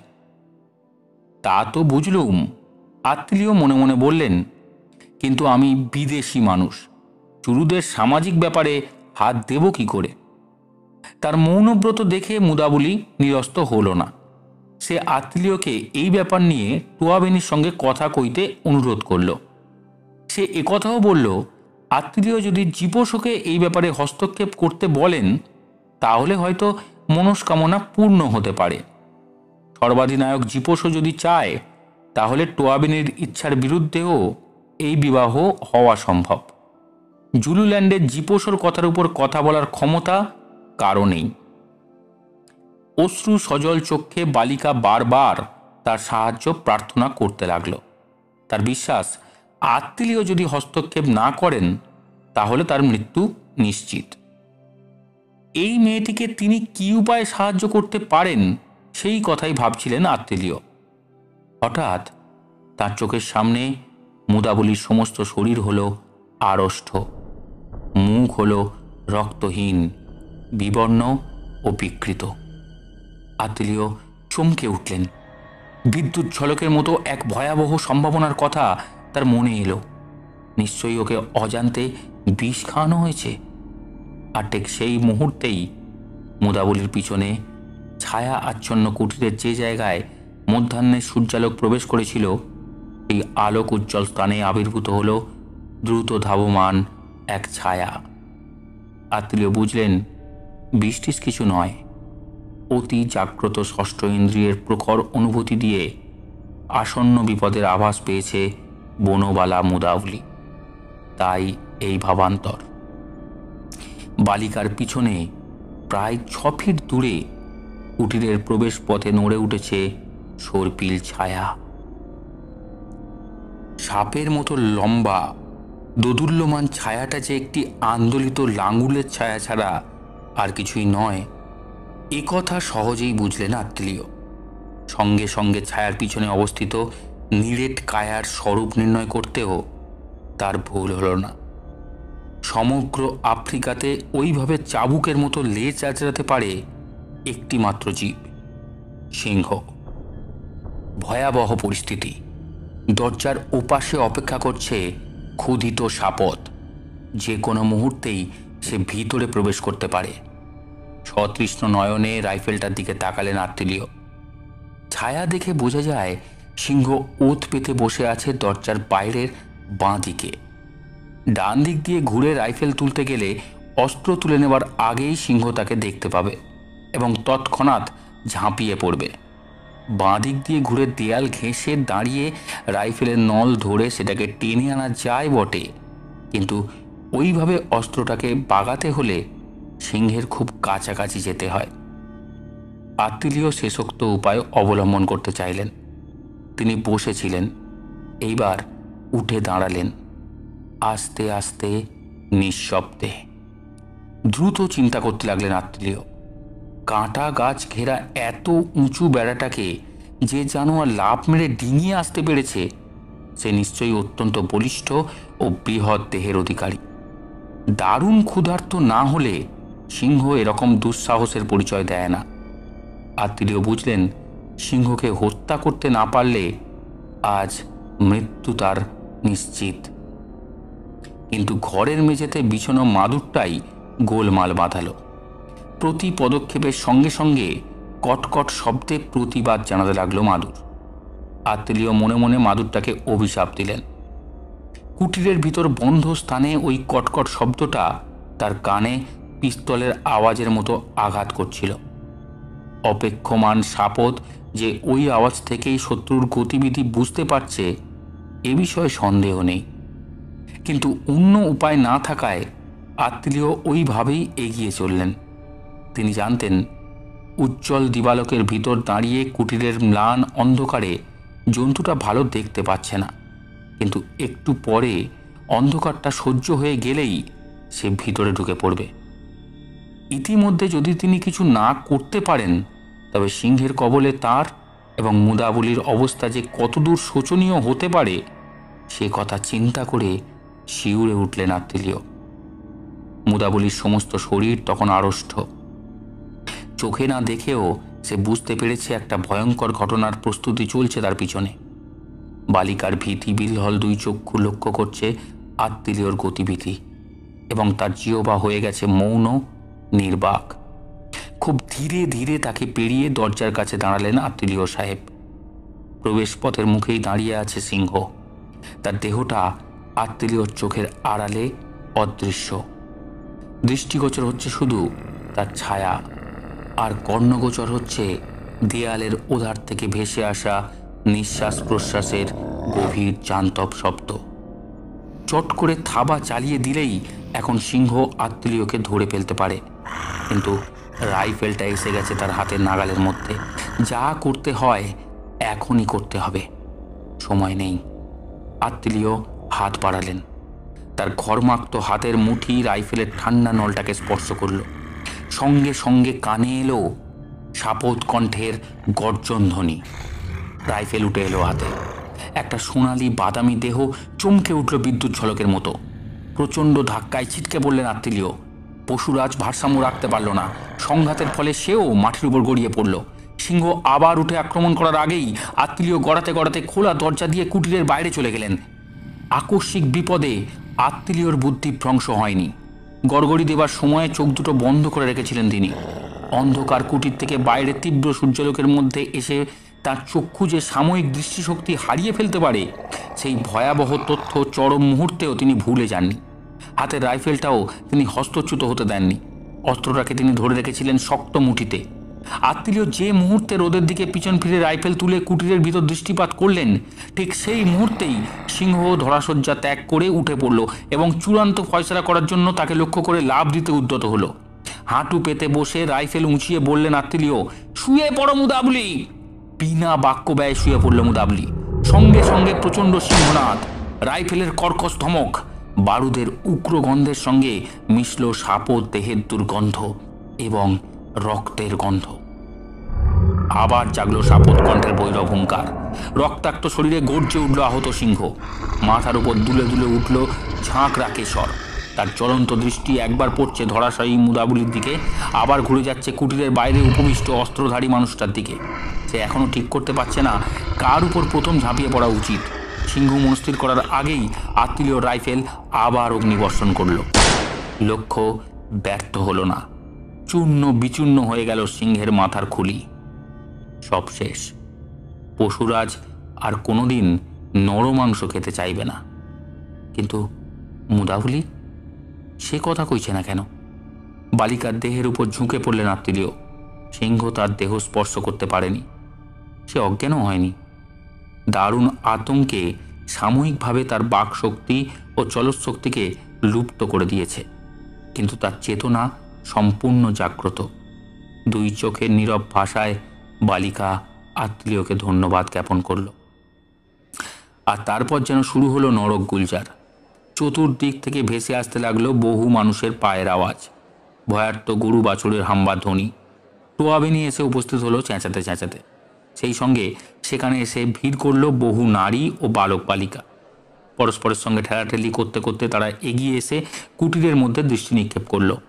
সিংহের মৃতদেহ নজরে আসা মাত্র আবার পিছিয়ে গেল সভয়ে। আত্মীয় কুটিরের বাইরে খোলা জায়গায় এসে দাঁড়ালেন। ইতিমধ্যে তিনি রাইফেলে আবার গুলি ভরে নিয়েছেন এবং তার সামনে এসে দাঁড়িয়েছে মুদাবলির বাপ টোয়াবেনি। টোয়াবেনির জ্বলন্ত দুই চোখের দিকে তাকিয়ে আত্মীয়র মনে হলো চোখ নয়, একজোড়া ধারালো ছুরির ফলা ঝকঝক করছে হত্যার আগ্রহে। তিক্ত কণ্ঠে আত্মীয় প্রশ্ন করলেন, সিংহ ভিতরে এলো কি করে? অবজ্ঞাসূচক ভঙ্গিতে উত্তর এলো, জানি না, আমি কুটিরের ভিতর ছিলাম, সিংহ কি করে এসেছে বলতে পারবো না। টোয়াবেনি একটু থামল। তার পাতলা নাকের উপর ফুটে উঠল কুঞ্চন রেখার চিহ্ন। বলল, গন্ধ পাচ্ছি, আমি ভয়ের গন্ধ পাচ্ছি। ওই, টোয়াবেনি আবার বলল, আমি ভয়ের গন্ধ পাচ্ছি। খুব অদ্ভুত কথা, সন্দেহ নেই। ভয়ের আবার গন্ধ কি? কিন্তু শুধু যে কথাটাই অদ্ভুত তা নয়, টোয়াবেনির বলার ভঙ্গিও ছিল অদ্ভুত আর রহস্যময়। আত্মীয় বেড়ার গায়ে লাগানো দরজার দিকে চাইলেন। দরজাটা ঠিক মুদাবলির কুঁড়ে ঘরের দিকে। সব ঠিক আগের মতোই আছে? না, সব ঠিক নেই। আত্মীয় সাহেবের তীক্ষ্ণ দৃষ্টি ইতিমধ্যেই আবিষ্কার করেছে তার জুতো পরা পায়ের ছাপগুলো ধুলোর উপর থেকে অদৃশ্য। খুব তাড়াতাড়ি কেউ ওই ছাপগুলো মুছে ফেলেছে। কে? কেন? কোন উদ্দেশ্যে? নিচু হয়ে ভালো করে জমি দেখতে লাগলেন আত্মীয়। তাড়াহুড়ো করতে গিয়ে একটা পায়ের ছাপ উক্ত ব্যক্তির দৃষ্টি এড়িয়ে গেছে। সেই সবুট পদচিহ্নকে প্রায় লুপ্ত করে তার উপর আত্মপ্রকাশ করেছে আর একটি গুরুভার জীবের সুগভীর পদচিহ্ন, সিংহের পায়ের দাগ। ব্যাপারটা এইবার আত্মীয়র বোধগম্য হয়েছে। কোনো এক ব্যক্তি টোয়াবেনির আস্তানায় তার উপস্থিতির সব চিহ্ন মুছে ফেলতে চেয়েছিল বলেই জুতোর ছাপগুলো হয়েছে অদৃশ্য। উক্ত ব্যক্তির পরিচয় আর উদ্দেশ্যও এখন তার কাছে গোপন নেই। সিংহের মুখে যদি তার দেহটা টোয়াবেনির প্রাল ছেড়ে অদৃশ্য হতো, তবে কারো পক্ষে সঠিক ঘটনাটা অনুমান করা সম্ভব ছিল না। কারণ আত্মীয় যে অকুস্থলে উপস্থিত হয়েছিলেন সে কথা জানত শুধু টোয়াবেনি। হ্যাঁ, মুদাবলিও জানত আত্মীয়র উপস্থিতি, কিন্তু নরখাদক সিংহ তার নিকটস্থ দুটি মানুষকে জীবিত রাখত কি? অতএব দেখা যাচ্ছে জুতো পরা পায়ের ছাপগুলো যদি মুছে ফেলা যায়, তাহলে সিংহের কবলগ্রস্ত শ্বেতাঙ্গ সৈনিকের উপস্থিতির আর প্রমাণ থাকে না তৃতীয় ব্যক্তির সম্মুখে। কিন্তু কথা হচ্ছে, বনের জানোয়ার মানুষের ইচ্ছা পূরণ করবে কেন? তা করবে না। কিন্তু বন্ধ দরজা যদি হঠাৎ খুলে গিয়ে খাদ্য সংগ্রহের পথ উন্মুক্ত করে দেয়, তবে সবচেয়ে কাছাকাছি জ্যান্ত খাবারের দিকেই এগিয়ে আসবে মাংসলোলুপ সাপদ। এবং মুদাবলির যে কুঁড়ে ঘরটাতে আত্মীয় ঢুকেছিলেন সেটা যে দরজার সবচেয়ে নিকটবর্তী কুটির, সে কথা আগেই বলা হয়েছে। সমস্ত পরিকল্পনাটা ছিল নিখুঁত। গোলমাল শুনে অন্যান্য কুটির থেকে বেরিয়ে এসে জুলুরা কেউ আত্মীয় জুতোর ছাপ দেখতে পেত না। আত্মীয় যদি সিংহের মুখে উধাও হতেন তবে তো কথাই নেই, কিন্তু যদি তাকে ফেলে মুদাবলিকে তুলে নিত, তাহলেও নিকটেই অবস্থিত আত্মীয়কে নিশ্চয়ই সে জ্যান্ত রাখত না। এবং নখে দন্তে ছিন্ন ভিন্ন অভিযাত্রীর মৃতদেহের সামনে টোয়াবেনি যখন শপথ করে বলতো তার অজ্ঞাত সারে সাদা মানুষটি মুদাবলির কুটিরে প্রবেশ করেছে, তখন তার কথাই অভ্রান্ত সত্য বলে গৃহীত হতো। এমনকি সর্বাধিনায়ক জীপোসর মতো বুদ্ধিমান মানুষও আত্মীয়র মৃত্যুর জন্য নরখাদক সিংহকেই দায়ী করত। কাঁটার বেড়াতে ঘেরা আস্তানার মধ্যে সিংহের অনুপ্রবেশ কি করে ঘটল তাই নিয়ে কেউ মাথা ঘামাত না। আর একটু সাবধান হওয়া উচিত ছিল। আত্মীয়র ব্যঙ্গোক্তি শোনা গেল। তবে ওই দরজাটা চমৎকার, খুবই কার্যকরী দরজা। এবার ওটা দয়া করে খুলে দাও, আমি বাইরে যাব। আত্মীয় ভেবেছিলেন টোয়াবেনি ক্রোধে ক্ষিপ্ত হয়ে উঠবে, চিৎকার করে অভিশাপ দেবে, হাতের বর্ষা তুলে মারতে আসবে। কিন্তু না, সেরকম কিছুই সে করল না। একগাল হেসে দড়ি ধরে টান মারল টোয়াবেনি। দরজা খুলে গেল। আর দরজা খোলার সময়ে তার একটা পা এসে পড়ল অবশিষ্ট একমাত্র জুতোর ছাপটার উপর। ওই ছাপটাকে অবহেলা করা ঠিক হয়নি, আত্মীয় বললেন, কিন্তু বড় দেরি হয়ে গেছে, ওটা আমি দেখে ফেলেছি। এখন সমস্ত ব্যাপারটা বুঝতে পেরেছেন আত্মীয়। তিনি আর মুদাবলি যখন কথা বলছিলেন তখন দরজার বাইরে দাঁড়িয়ে চুপি চুপি মেয়ের কথা শুনেছে টোয়াবেনি। তারপর ফিরে গিয়ে নিজস্ব কুটিরের নিরাপদ স্থান থেকে দড়ি টেনে দরজা খুলে দিয়ে ধৈর্যের সঙ্গে অপেক্ষা করেছে ক্ষুধার্ত সিংহের জন্য। সে জানত চারদিকে ওত পেতে বসে আছে দলে দলে নরখাদক সাপত। দরজা খোলা থাকলে এক বা একাধিক সিংহের আবির্ভাব ঘটবেই ঘটবে। টোয়াবেনি যা ভেবেছিল তাই হলো। খোলা দরজা দিয়ে এক সময় প্রবেশ করেছে পূর্বোক্ত সিংহ। শয়তান জাদুকরও সঙ্গে সঙ্গে দরজা বন্ধ করতে একটুও দেরি করেনি। তারপর সে অবাধ্য কন্যা ও পরচর্চায় নিযুক্ত সাদা মানুষটার অপঘাত মৃত্যুর জন্য অপেক্ষা করেছে সাগ্রহে। সিংহ তার শিকার নিয়ে মুদাবলির কুটির থেকে বেরিয়ে এলেই সে আবার দড়ি টেনে সাপদের পলায়নের পথ মুক্ত করে দিত। কিন্তু এমন চমৎকার পরিকল্পনাটা নষ্ট হয়ে গেল রাইফেলের অগ্নিবর্ষী মহিমায়। গুলির আওয়াজ শুনেই বেরিয়ে এসেছে টোয়াবেনি। সঙ্গে সঙ্গে সে বুঝেছে সর্বনাশ হয়েছে। সব কিছু ভেস্তে দিয়েছে সাদা মানুষের রাইফেল। উদ্বিগ্ন চিত্তে তাঁবুর দিকে পা চালালেন আত্মীয়। পথের মধ্যে আর কোনো সিংহের সঙ্গে তার দেখা হয়নি। অন্যদিনের মতো সিংহ শিকারের চেষ্টা করলেন না তিনি। সিংহের আকস্মিক আক্রমণ তাকে ভিতরে ভিতরে যথেষ্ট দুর্বল করে দিয়েছিল। অন্তত সেদিনটা তিনি ওই ভয়ঙ্কর জীবের মারাত্মক সান্নিধ্য এড়িয়ে চলতে চেয়েছিলেন। নরখাদকের চাইতে নরঘাতকের দুরভিসন্ধির কথা ভেবেই তিনি বেশি উদ্বিগ্ন বোধ করছিলেন। তিনি বুঝেছিলেন মুদাবলি আর নগ এখন মোটেই নিরাপদ নয়। যে কোনো মুহূর্তে শয়তানের চক্রান্তে তাদের প্রাণহানি ঘটতে পারে। আত্মীয় যে তার শয়তানি ধরে ফেলেছিলেন, সিংহের আবির্ভাবের রহস্য যে তার কাছে গোপনীয় নেই, সে কথা স্পষ্টই বুঝতে পেরেছে টোয়াবেনি। অতএব আত্মীয়র উপরেও সে হামলা চালাতে পারে যখন তখন, এবং সেই ভয়াবহ সম্ভাবনার কথা যে কমান্ডার সাহেবের মনে উঁকি দেয়নি তা নয়। কাল সকালে উঠে আমার প্রথম কাজ হচ্ছে জীপোসর সঙ্গে দেখা করা, আত্মীয় মনে মনে বললেন। তিনি জানতেন সর্বাধিনায়ক তার কথা বিশ্বাস করবে। তাঁবুতে ঢুকতেই জামানি তাকে জানালো পরিস্থিতি খুব খারাপ।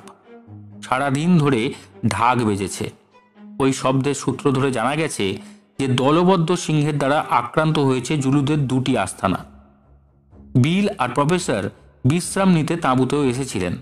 সিংহঘটিত দুঃসংবাদ কর্ণগোচর হওয়া মাত্র তারা ওষুধপত্র আর রাইফেল নিয়ে অকুস্থলের দিকে ছুটে গেছেন। তবে আরও খারাপ খবর আছে। জুলুল্যান্ডের পশ্চিম অংশে বিদ্রোহ দেখা দিয়েছে। বিদ্রোহ? কার বিরুদ্ধে? চমকে প্রশ্ন করলেন আত্মীয়। জাতির মাতব্বর আর জাদুকরদের বিরুদ্ধে, জামানি বলল। ওরা সিংহদের থামাতে পারছে না বা থামাচ্ছে না। একজন জুলু সর্দারকে তীর ছুঁড়ে মেরে ফেলা হয়েছে। জীপোসর হয়ে খাজনা আদায় করতে গিয়েছিল ওই সর্দার। তার অনুচরকে তীর মেরে খুন করা হয়েছে শুনে জীপোসও ভয়ানক ক্ষেপে উঠেছে, আর সে চলে গেছে হত্যাকারীদের শাস্তি দিতে। সঙ্গে গেছে জুলুল্যান্ডের সেরা 200 যোদ্ধা। বাহ, চমৎকার। আত্মীয় ভাবলেন জিপোসোর কাছ থেকে এখন আর কোনো সাহায্য পাওয়া যাবে না। আর সুকাম্বানা? জামানি আবার বলল, কিন্তু হঠাৎ থেমে গিয়ে সে রান্নাঘরের দিকে ছুটে চলে গেল। সুকাম্বানা নামক লোকটিকে চিনতেন আত্মীয়। সে ছিল জুলু শিকারীদের জাদুকর, অত্যন্ত বেয়াড়া ধরনের লোক। টোয়াবেনির স্বল্প সংখ্যক বন্ধুদের মধ্যে অন্যতম। ধাঁ করে আত্মীয়র মাথার ভিতর একটা ভয়াবহ সম্ভাবনা বিদ্যুতের মতো চমকে উঠল।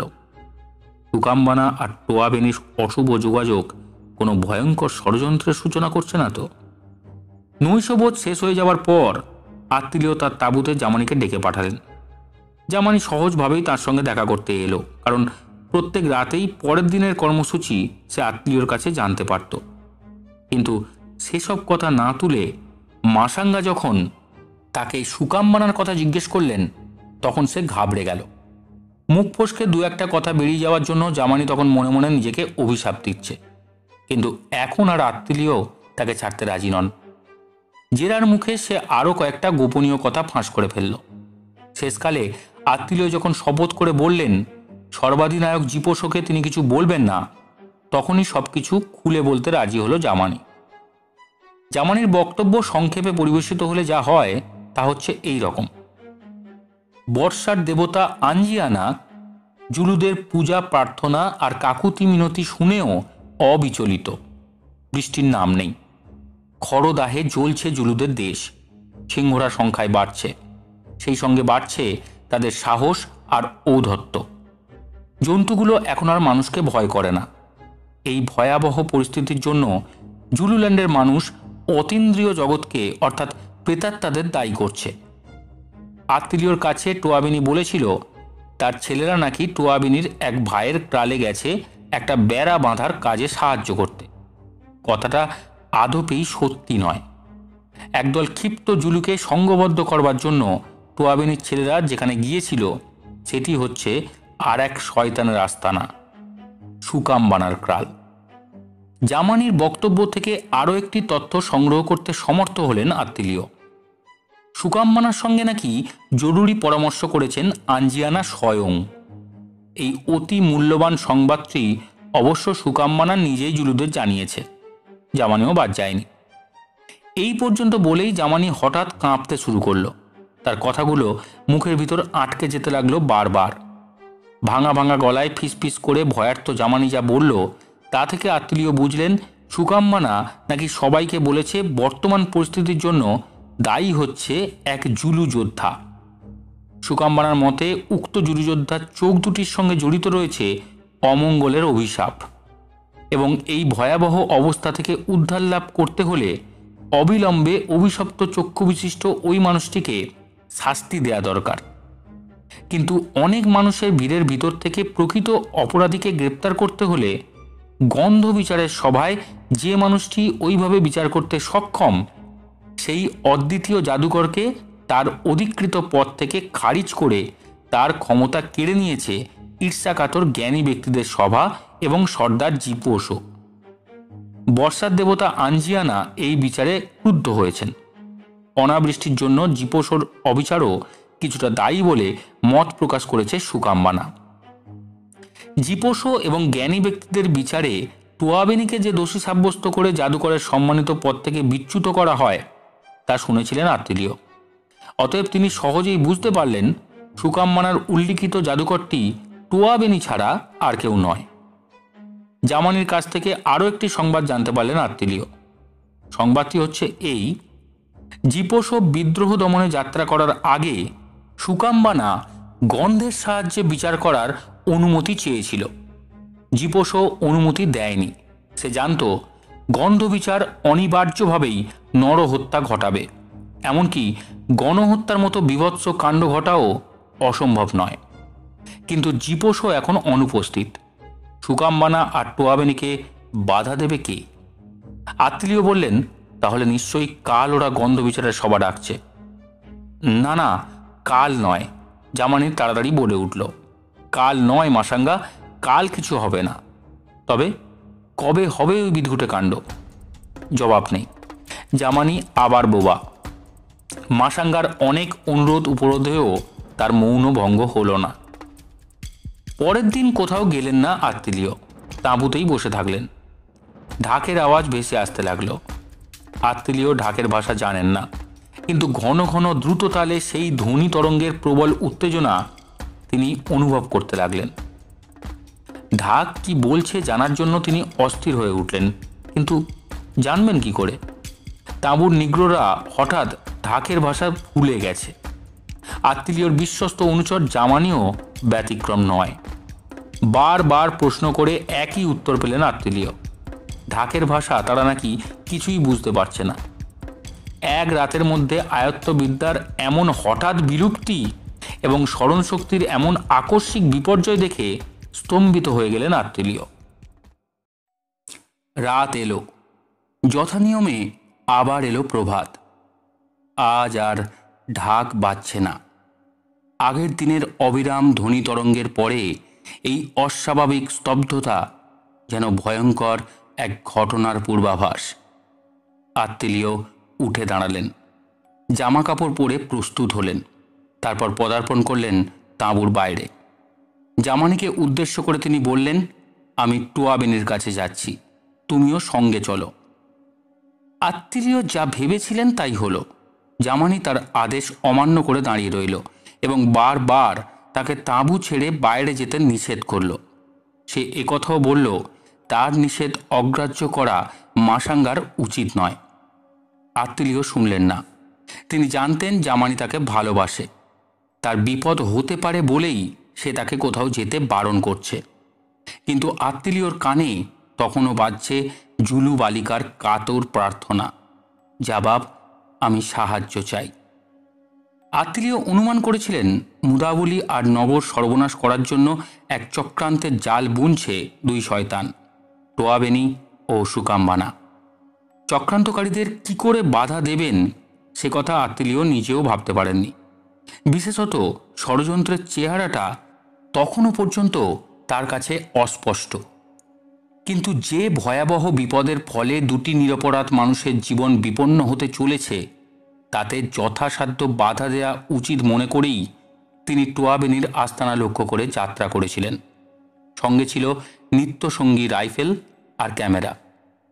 পথে যেতে একটা সিংহের দেখা পেয়েছিলেন তিনি। ক্যামেরার সাহায্যে পশুরাজের আলোকচিত্র গ্রহণ করতেও তার ভুল হয়নি। সিংহটা তাকে আক্রমণ করার চেষ্টা না করে বিলক্ষণ সুবুদ্ধির পরিচয় দিয়েছিল।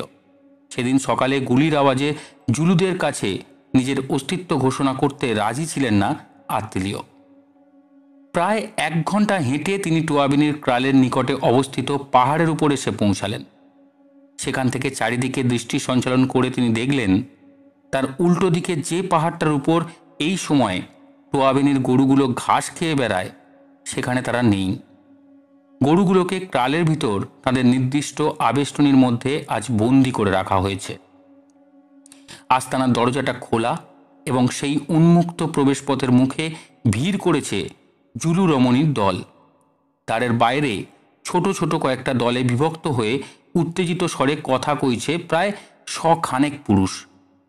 বিস্তীর্ণ মাঠের এখানে ওখানে কালো কালো ছাপ দেখে আত্মীয় বুঝলেন যেসব ঝোপঝাড় বা শুষ্ক নালার মধ্যে সিংহের লুকিয়ে থাকার সম্ভাবনা ছিল সেই জায়গাগুলো জুলুরা আগুনে পুড়িয়ে সাফ করে ফেলেছে। দ্রুত চিন্তা করতে লাগলেন আত্মীয়। এই মুহূর্তে পিছনে ফিরে তিনি যদি যাত্রা করেন তাহলে সেটাই হবে সবচেয়ে বুদ্ধিমানের কাজ। যেখানে আছেন সেখানে দাঁড়িয়ে থাকলে বিপদের ভয় নেই, কিন্তু অত দূর থেকে কিছু দেখা বা শোনার আশা তাহলে একেবারেই ত্যাগ করতে হয়। সামনে এগিয়ে গেলে অবাঞ্ছনীয় পরিস্থিতির উদ্ভব হতে পারে, তবে এটুকু বিপদের ঝুঁকি নিলে হয়তো তিনি এমন দৃশ্য দেখতে পাবেন যা ইতিপূর্বে ইউরোপ বা আমেরিকাবাসী কোনো শ্বেতাঙ্গের দৃষ্টিগোচর হয়নি। হয়তো এসব দুর্লভ দৃশ্যের আলোকচিত্র গ্রহণ করার সুযোগও পেতে পারেন তিনি, এবং এবং বরাত ভালো থাকলে রক্তারক্তির ভয়াবহ সম্ভাবনাকেও হয়তো রোধ করতে পারবেন। মুহূর্তের আবেগে পরিচালিত হলেন আত্মীয়। হাতের রাইফেল মাটিতে নামিয়ে তিনি পাহাড় ভেঙে নিচের দিকে নামতে লাগলেন। আত্মীয় ভেবেছিলেন নিরস্ত্র অবস্থায় গেলে জুলুরা নিশ্চয়ই তার মনোভাব সম্বন্ধে সন্দেহ প্রকাশ করবে না। তাছাড়া রাইফেল এখন কোন কাজে লাগবে? অবস্থা যদি ঘোরালো হয় তবে শখানেক বর্ষার বিরুদ্ধে একটা রাইফেল নিয়ে তিনি কি করতে পারেন? পাহাড়ের উপর থেকে নিচের দিকে নামতে তিনি যখন অর্ধেক পথ অতিক্রম করেছেন, সেই সময় হঠাৎ জনতার ভিতর থেকে একটা উত্তেজিত তীব্র স্বর সকলকে সাবধান করে দিল। 100 লোকের জনতা এক মুহূর্তে চুপ। সকলের দৃষ্টি পড়েছে আত্মীয়র দিকে। পাহাড়ের মাঝামাঝি নেমে এলেন আত্মীয়। জনতা কথা কইল না, নিঃশব্দে তাকে লক্ষ্য করতে লাগল। নিচু জায়গাটা পার হয়ে পরবর্তী উচ্চভূমির উপর পা রাখলেন আত্মীয়। সঙ্গে সঙ্গে মুখর হয়ে উঠল মৌন জনতা। সকলেই একসঙ্গে কথা বলতে চায়। উঁচু জমি পার হয়ে এসে দাঁড়ালেন জুলুদের মাঝখানে। তৎক্ষণাৎ চিৎকার, গোলমাল, হই হই, ধুন্ধুমার কাণ্ড। আত্মীয় জুলুদের কাছে বিনীত ভদ্র ব্যবহার পেতে অভ্যস্ত, কিন্তু জনতার মধ্যে কেউ তাকে ভদ্রতা সূচক অভিবাদন জানিয়ে অভ্যর্থনা করল না। ভদ্রতা, শিষ্টতা প্রভৃতি সৌজন্য বোধ সেদিন জুলুদের ভিতর থেকে অন্তর্ধান করেছে। সাদা মানুষের অনধিকার চর্চায় তারা বিরক্ত। কয়েকজন আবার বিরূপ মনোভাব গোপন করতেও চাইল না। আত্মীয় দেখেও দেখলেন না, বুঝেও বুঝলেন না। সোল্লাসে হাত নেড়ে তিনি জুলুদের অভিবাদন জানালেন। সালাগাতলে একজন উত্তর দিল। সেই একজন অবশ্য খুব সাধারণ মানুষ নয়। যে লোকটি আত্মীয়র অভিবাদনে সাড়া দিয়েছিল সে হচ্ছে জুলুদের মধ্যে এক প্রাচীন ইন্ডানা, মানে জ্ঞানী ব্যক্তি। সাহস ও বীরত্বের জন্য সে যৌবনে যথেষ্ট খ্যাতি অর্জন করেছিল এবং জুলুদের সামাজিক ব্যাপারে তার মতামতের মূল্য ছিল খুব বেশি। ওই বিশিষ্ট লোকটির সঙ্গে আত্মীয় সাহেবের যে বন্ধুত্বের বন্ধন গড়ে উঠেছিল তার মধ্যে কোনো তরফ থেকেই কৃত্রিমতার স্থান ছিল না। স্খলিত চরণে এগিয়ে এসে পূর্বোক্ত ইন্ডানা আত্মীয়র হাতে হাত দিয়ে করমর্দন করল। আত্মীয় বললেন, ওদের জানিয়ে দাও আমি এখানে দর্শক হিসেবে এসেছি। যা দেখব, যা শুনব, সে কথা আমি শ্বেতাঙ্গ কর্তৃপক্ষের কাছে বলবো না। ভীষণ চেঁচামেচি গোলমাল হচ্ছিল। হাত তুলে সবাইকে চুপ করতে বলল ইন্ডানা। কয়েক মিনিট ধরে নির্বাক জুলু জনতাকে উদ্দেশ্য করে সে কথা বলল।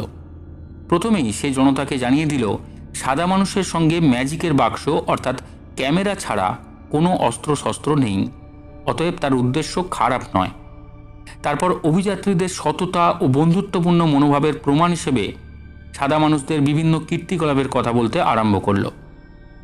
সিংহের আক্রমণে আহত জুলুদের চিকিৎসা করে অভিযাত্রীরা যে অনেককে বাঁচিয়ে তুলেছেন সেই সব কথা সে উল্লেখ করল। সিংহ শিকারের কথা, দাঁতের ব্যথা উপশম করে জুলুদের আরাম দেওয়ার ইতিহাস প্রভৃতি সব ঘটনার কথাই সে বলেছিল এবং পরিশেষে সাদা মানুষদের কাছ থেকে প্রাপ্ত মূল্যবান উপহারগুলোর কথাও সে জনতাকে স্মরণ করিয়ে দিতে ভুলল না। ইন্ডানার কথা শেষ হলো, সঙ্গে সঙ্গে মুখ খুলল সুকাম্বানা। ঝড়ের বেগে সে অনেক কথাই বলে গেল। উচ্চ কণ্ঠে উচ্চারিত সেই দ্রুত বাক্য ঝটিকার সংক্ষিপ্ত বক্তব্য হচ্ছে, চুলোয় যাক সাদা মানুষরা। জনতা এইবার একসঙ্গে কথা বলতে শুরু করল। জনতার এক অংশ জানালো আত্মীয়র উপস্থিতি তাদের কাছে আপত্তিকর নয়। অপর অংশ বিদেশিকে ঘটনাস্থলে থাকতে দিতে অসম্মত। আত্মীয় কোনো দিকে নজর দিলেন না। নির্লিপ্তভাবে তিনি ম্যাজিকের বাক্স হাতে ফটো তুলতে শুরু করলেন। সুখের বিষয় অকুস্থলে টোয়াবেনি উপস্থিত ছিল না। সে থাকলে হাওয়া বদলে যেত। আত্মীয় পূর্বোক্ত ইন্ডানাকে ভোটের সাহায্যে সমস্যার সমাধান করতে বললেন। ভোট নেওয়া হলো। শূন্যে বিদ্যুৎ ছড়িয়ে জ্বলে জ্বলে উঠল অনেকগুলো বর্ষাফলক। অধিকাংশ মানুষই হাতের অস্ত্র তুলে ধরে আত্মীয়র সপক্ষে রায় দিল। যারা বিদেশির উপস্থিতি চায়নি তারা বিনা বাক্য ব্যয়ে সংখ্যাগরিষ্ঠের দাবি মেনে নিল। এই ব্যাপারে সুকাম্বানার আর কিছু বলার উপায় থাকল না। জনতাকে উদ্দেশ্য করে সে একটি হুকুম দিল। সঙ্গে সঙ্গে আত্মীয়র উপস্থিতি ভুলে গেল জনতা। সুকাম্বানা আর জ্ঞানী ব্যক্তিদের মাঝখানে রেখে তারা গোল হয়ে বসে পড়ল। তারপর বৃত্তাকারে উপবিষ্ট জনতার ভিতর থেকে জাগল মিলিত কণ্ঠে সঙ্গীত ধ্বনি। খুব ধীরে ধীরে মৃদু স্বরে গান গাইছে জনতা। ঐকতান সঙ্গীত শুরু হওয়ার সঙ্গে সঙ্গেই কুটির থেকে বেরিয়ে এলো টোয়াবেনি। চতুর্দিকে দণ্ডায়মান জুলু মেয়েরা ব্যস্ত হয়ে সরে পড়ল। বৃত্তাকারে উপবিষ্ট পুরুষরা বৃত্ত ভেঙে তাকে মধ্যস্থলে প্রবেশ করার পথ ছেড়ে দিল।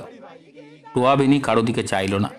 তার গতিবিধি এমন সম্মোহিত ব্যক্তির মতো আড়ষ্ট এবং তার ভাবলেশহীন চক্ষু দুটির দৃষ্টি নিবদ্ধ হয়েছে একটা শানিত বর্ষা ফলকের উপর।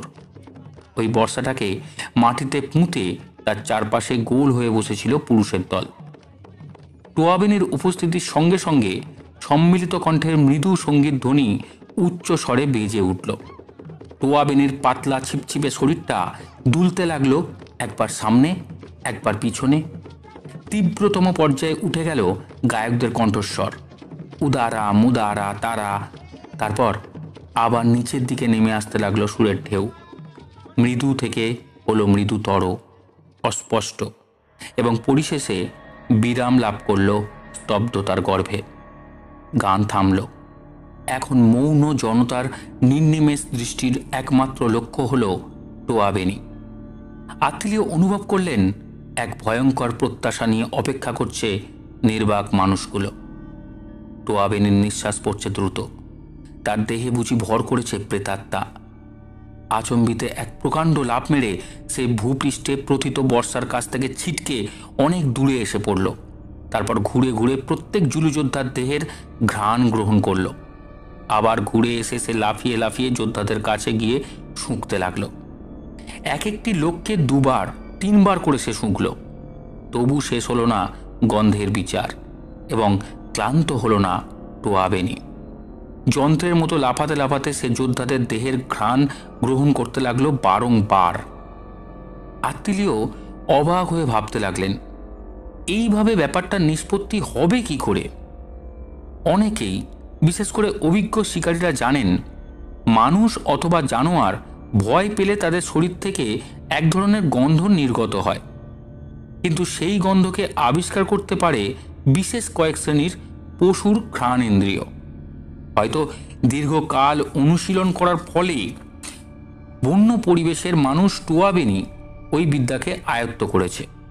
হয়তো সত্যিকার অপরাধীর দেহ নিঃসৃত ঘামের সঙ্গে জড়িয়ে থাকবে ভয়ের গন্ধ, এবং অনুশীলন করে যদি কেউ ওই গন্ধের স্বরূপ নির্ণয় করতে পারে তবে তার পক্ষে অপরাধীকে শনাক্ত করা খুবই সহজ।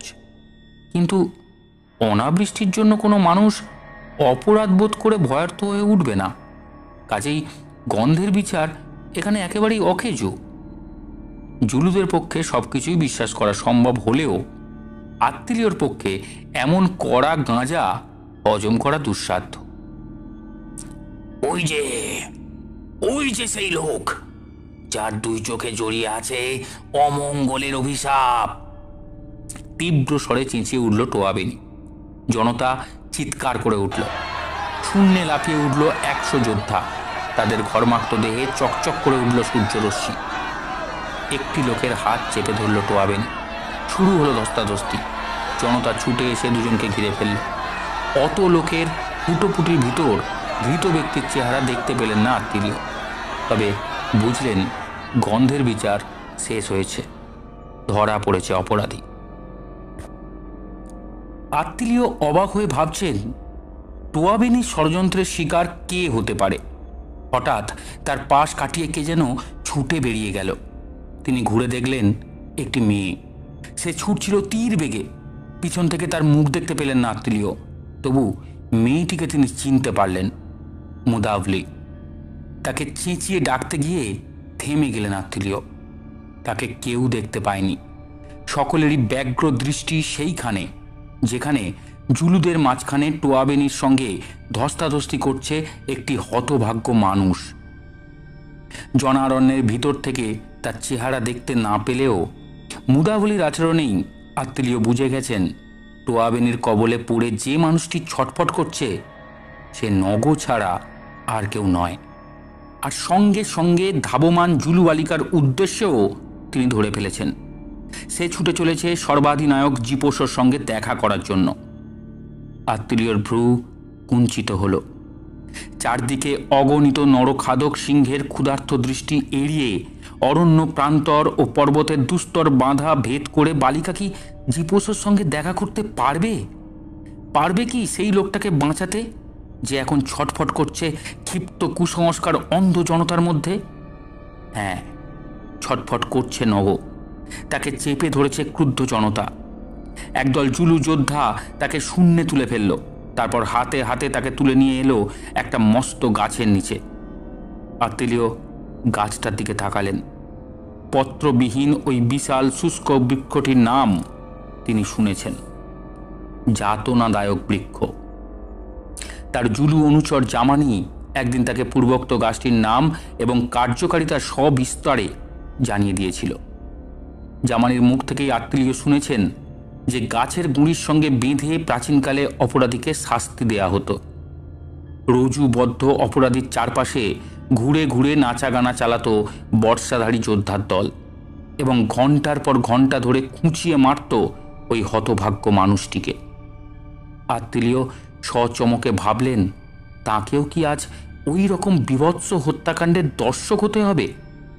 তাছাড়া আর একটা ভীষণ সম্ভাবনার কথা তার মনে হলো। নরমাংসের স্বাদ গ্রহণ করলেই সিংহ যেমন মানুষ খেকো হয়ে যায়, ঠিক তেমনভাবেই মানুষের ভিতরকার পশুও রক্তপাতের জন্য অন হয়ে ওঠে। নগর রক্তপাতে উল্লসিত জনতার মধ্যে যদি রক্তের তৃষ্ণা জাগে, তাহলে তারা কি আত্মীয়কে রেহাই দেবে? ইতিমধ্যেই তাদের পরিবর্তন এসেছে। শান্ত শিষ্ট মানুষগুলো বন্য পশুর মতোই ভয়ঙ্কর হয়ে উঠেছে। তাদের চোখে মুখে এখন রক্তলোলুপ সাপদের হিংস্র অভিব্যক্তি। আত্মীয়র পা দুটো তাকে ঘটনাস্থল থেকে টেনে নিয়ে যেতে চাইল সেইখানে যেখানে পড়ে আছে তার রাইফেল। প্রবল ইচ্ছাশক্তি প্রয়োগ করে তিনি পলায়নের ইচ্ছা দমন করলেন। 16 বছরের একটি বালিকা যদি এই ক্ষিপ্ত যোদ্ধাদের বিরুদ্ধাচরণে প্রবৃত্ত হয়, নিরাপরাধ মানুষের প্রাণ রক্ষার জন্য ওইটুকু মেয়ে যদি চতুর্দিকে ভ্রাম্যমান শত শত নরখাদক সিংহের ভয়াবহ উপস্থিতি অগ্রাহ্য করতে পারে, তবে আত্মীয়র মতো একজন সৈনিক পুরুষের পক্ষে পালিয়ে আত্মরক্ষার চিন্তা করাও অন্যায়। তিনি পলায়নের ইচ্ছা দমন করে যে কোনো পরিস্থিতির সম্মুখীন হওয়ার জন্য মনে মনে প্রস্তুত হলেন। চারপাশে দণ্ডায়মান জনতা ও নগর দিকে দৃষ্টিপাত করলেন আত্মীয়। ক্রুদ্ধ জনতার আস্ফালন এখন থেমে গেছে। তারা ধীরভাবে অপেক্ষা করছে ইন্দ্রানাদের কথা শোনার জন্য। যতই রাগ হোক, জুলুরা ইন্দ্রানা উপাধিপ্রাপ্ত জ্ঞানী ব্যক্তিদের মতামত কখনো অগ্রাহ্য করে না। সবসময় 3 জন ইন্দ্রানা সেখানে উপস্থিত ছিল। প্রথমেই এগিয়ে এলো সেই ইন্দ্রানা যে প্রথমেই আত্মীয়র সঙ্গে করমর্দন করেছিল। ওই লোকটি নগর কাছে জানতে চাইল সে অপরাধ স্বীকার করতে রাজি আছে কিনা। নগ জানালো সে নিরপরাধ। ইন্দ্রানাটি তখন জনতাকে জীবসের জন্য অপেক্ষা করতে অনুরোধ করল। তার কথার ভঙ্গিতে বোঝা গেল নগর অপরাধ সম্বন্ধে সে নিজেও নিঃসন্দেহ নয়। এইবার 2 নম্বর ইন্দ্রানা তার অভিমত প্রকাশ করল। তার কথা হচ্ছে, এই মুহূর্তে গাছের সঙ্গে বেঁধে নগকে মেরে ফেলা উচিত। জুলুদের প্রাচীন পদ্ধতি অনুসারে ধীরে ধীরে খুঁচিয়ে মারার পক্ষপাতী সে নয়। চটপট মৃত্যুদণ্ড কার্যকরী করতেই সে ব্যগ্র, কারণ জীপোষও অকুস্থলে এসে পড়ে সব ওলট পালট করে দিতে পারে এমন সম্ভাবনার কথাও জনতাকে সে জানিয়ে দিল এবং শুভ কার্যে বিলম্ব না করাই বুদ্ধিমানের কাজ হবে বলে পরবর্তী বক্তাকে স্থান ছেড়ে দিল। জনতার একাংশ প্রবল হর্ষধ্বনিতে সমর্থন জানালো, আর একদলের তরফ থেকে শোনা গেল শ্লেষতিক্ত ব্যঙ্গধ্বনি। এইবার রঙ্গমঞ্চে আবির্ভূত হল 3 নম্বর ইন্দ্রানা। তার বক্তব্য হচ্ছে, চিরাচরিত রীতি অনুযায়ী বিচার না করলে অন্যায় হবে।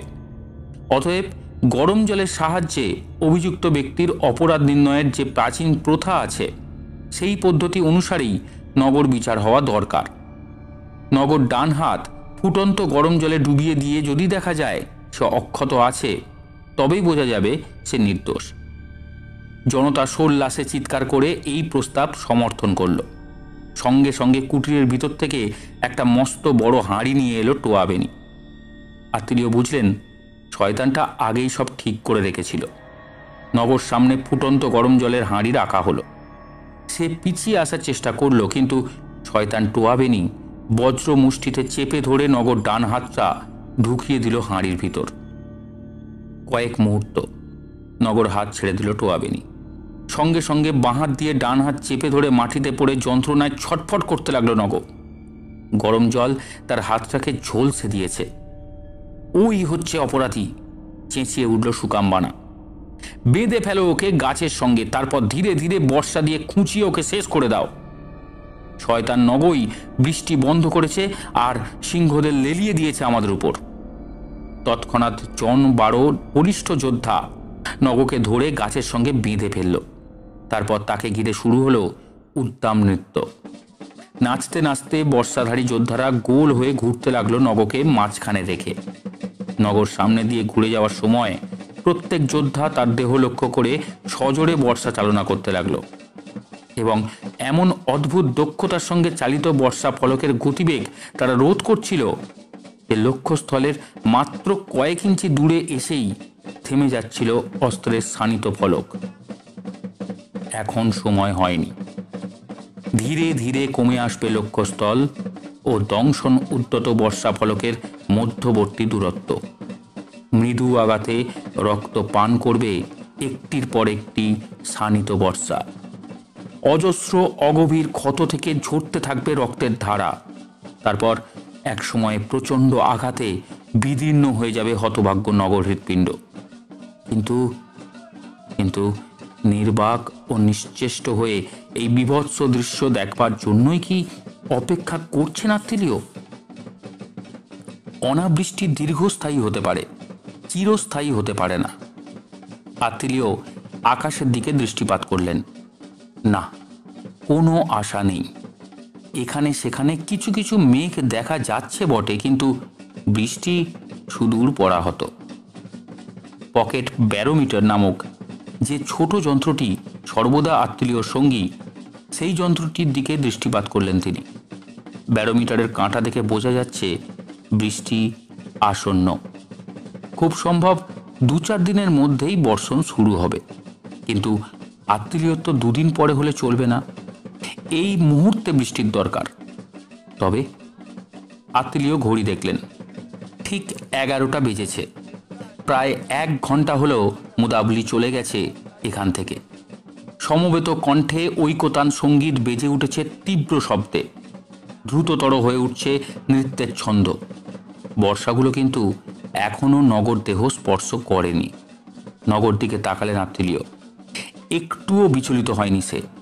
তার সুশ্রী মুখমণ্ডলে গভীর অবজ্ঞা ও তাচ্ছিল্যের চিহ্ন। আত্মীয় চিন্তা করতে লাগলেন। একজন ইন্দ্রানা যেন একটু আগে কি বলছিল,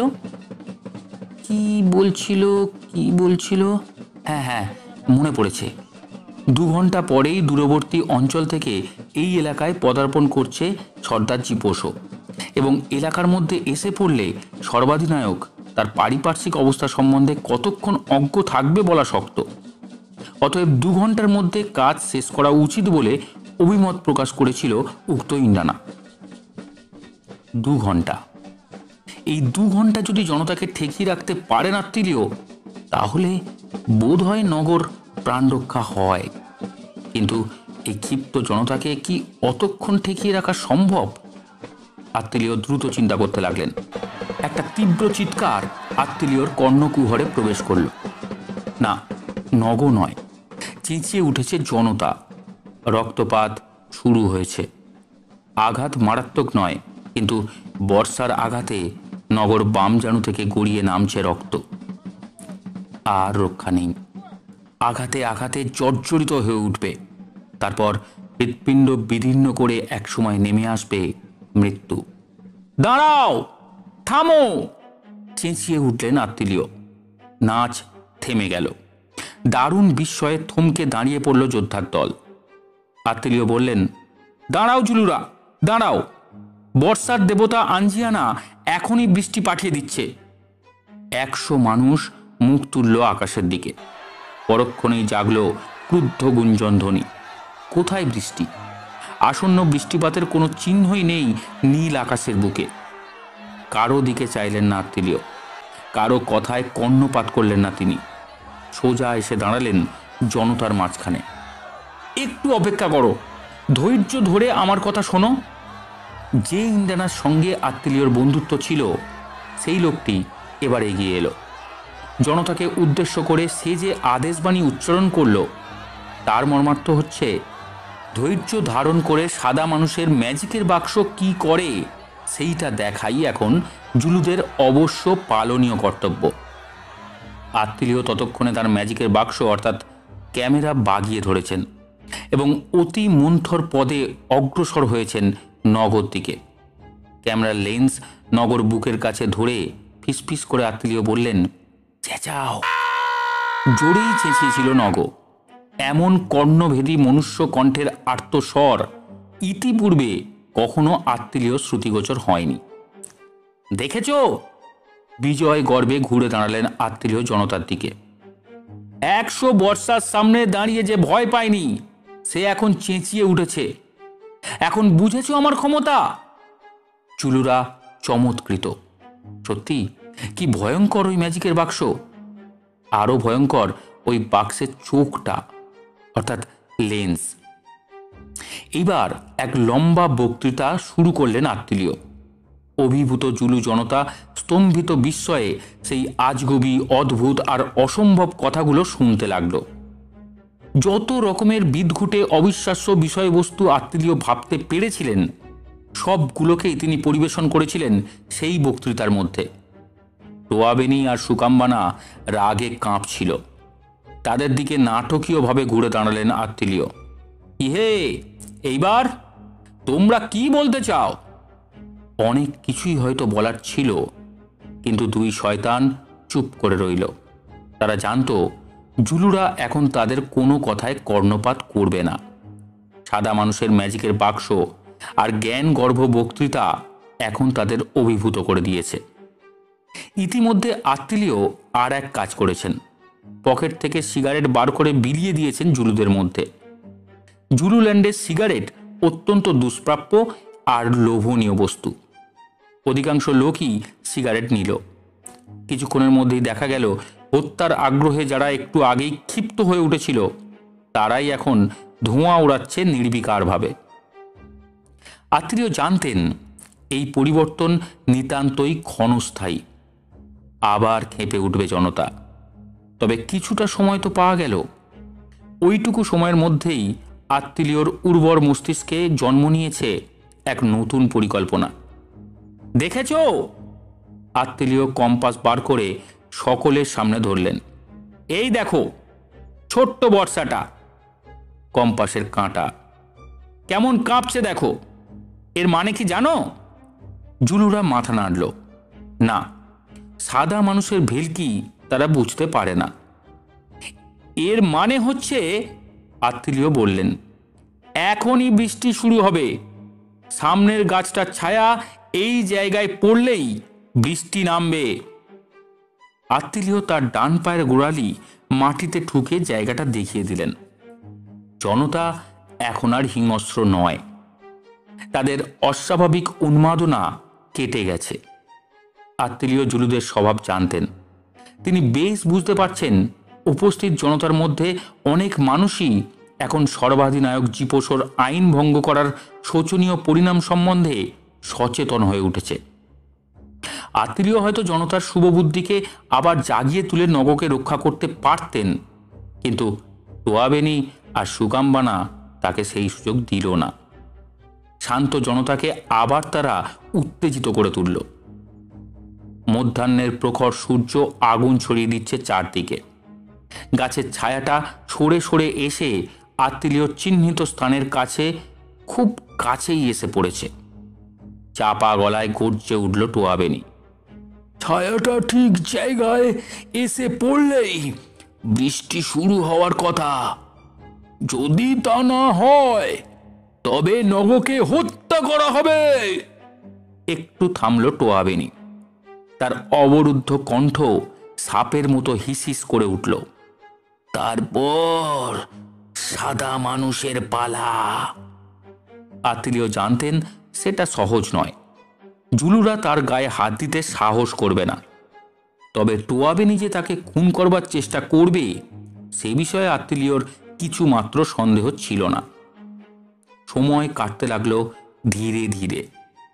দীর্ঘ থেকে দীর্ঘতর হয়ে এগিয়ে আসতে লাগলো গাছের ছায়া নির্দিষ্ট স্থানের দিকে। অবশেষে এলো সেই চরম মুহূর্ত।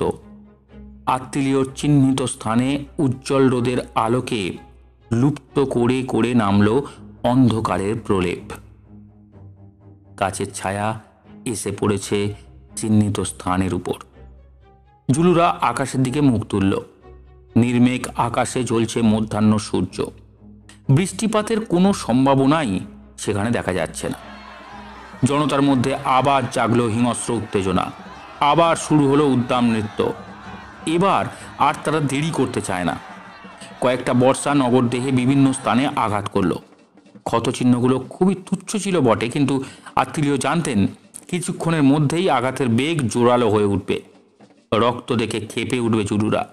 সঙ্গে সঙ্গে মারাত্মক গভীর হয়ে চেপে বসবে বর্ষা ফলকের দংশন, এবং একসময় চরম আঘাতে নেমে আসবে মৃত্যু। আত্মীয় সর্বাঙ্গ ঘর্মাক্ত। তিনি বুঝেছেন আর কয়েক মিনিটের মধ্যেই নগর মৃত্যু অবধারিত। তারপর তার পালা। টোয়াবেনের ইঙ্গিত পেলেই তারা যে আত্মীয়র উপর ঝাঁপিয়ে পড়বে সে বিষয়ে আত্মীয় ছিলেন নিঃসন্দেহ। তার একমাত্র ভরসা সর্বাধিনায়ক জীপোষো। কিন্তু জীপোষোকে যে এখানে নিয়ে আসতে পারে সেই মুদাবলি এখন কোথায়? চতুর্দিকে ভ্রাম্যমান নরভোগ সিংহদের নজর এড়িয়ে মাইলের পর মাইল পেরিয়ে জীপোষোর সঙ্গে দেখা করতে সমর্থ হয়েছে কি ওই জুলু বালিকা? একটা বর্ষার ফলা নগার বুকে বিদ্ধ হলো। হৃৎপিণ্ডের একটু উপরে এগিয়ে এলো আর একটা বর্ষা। আত্মীয় বুঝলেন চরম আঘাত পড়ার সময় এগিয়ে এসেছে। কিছুক্ষণের মধ্যেই মৃত্যুবরণ করবে নগ।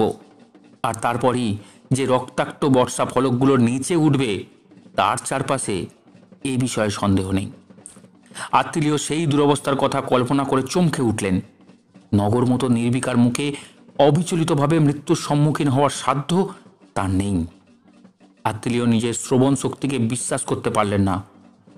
নগর নাম ধরে কে যেন ডাকছে, কিন্তু না, ভুল হয়নি। উপত্যকার তলা থেকে এক পুরুষ কণ্ঠের চিৎকার ভেসে এলো আবার, নগ, নগ। আত্মীয় দেখলেন পাহাড়ের ঢালু গা বেয়ে ছুটে আসছে একটি পুরুষ ও সঙ্গে মুদাবলি। পাহাড়ের অপর প্রান্তে যেখানে আত্মীয় সাহেব রাইফেল রেখে এসেছিলেন সেখানেও আবির্ভূত হয়েছে অনেকগুলো বর্ষাধারী মনুষ্য মূর্তি। সর্দার জীপোষো এসে পড়েছে সসৈন্যে। জনতা সচমকে ফিরে দাঁড়ালো। তারপর প্রাণপণে ছুটে পালাতে চেষ্টা করল। কেউ পালাতে পারল না। জীপোষো সৈন্যরা প্রত্যেকটি মানুষকেই বন্দি করে ফেলল। মুদাবলি ছুটতে ছুটতে এসে আত্মীয়র সামনে হোঁচট খেয়ে পড়ে গেল। আত্মীয় বলে উঠলেন, ভয় নেই, নগ বেঁচে আছে। হাঁপাতে হাঁপাতে মুদাবলি বলল, তুমিও বেঁচে আছো?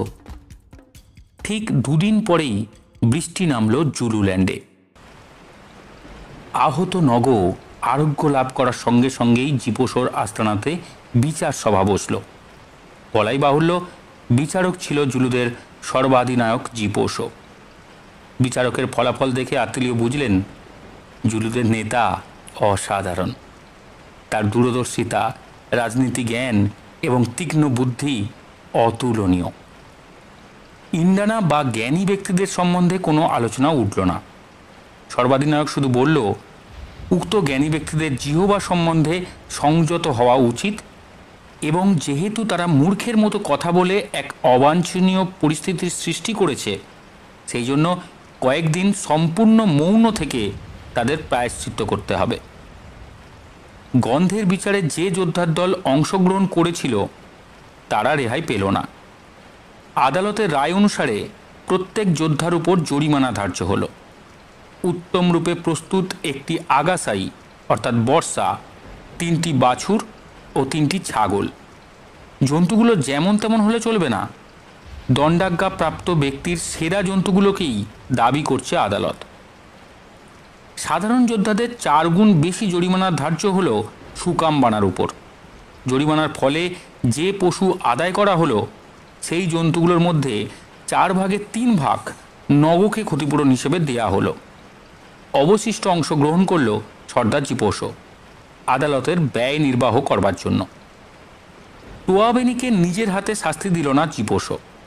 ওই শয়তান জাদুকরের কুকীর্তির বিশদ বিবরণ সহ তাকে প্রেরণ করা হলো ইসোই নামক স্থানের ভারপ্রাপ্ত ম্যাজিস্ট্রেটের কাছে।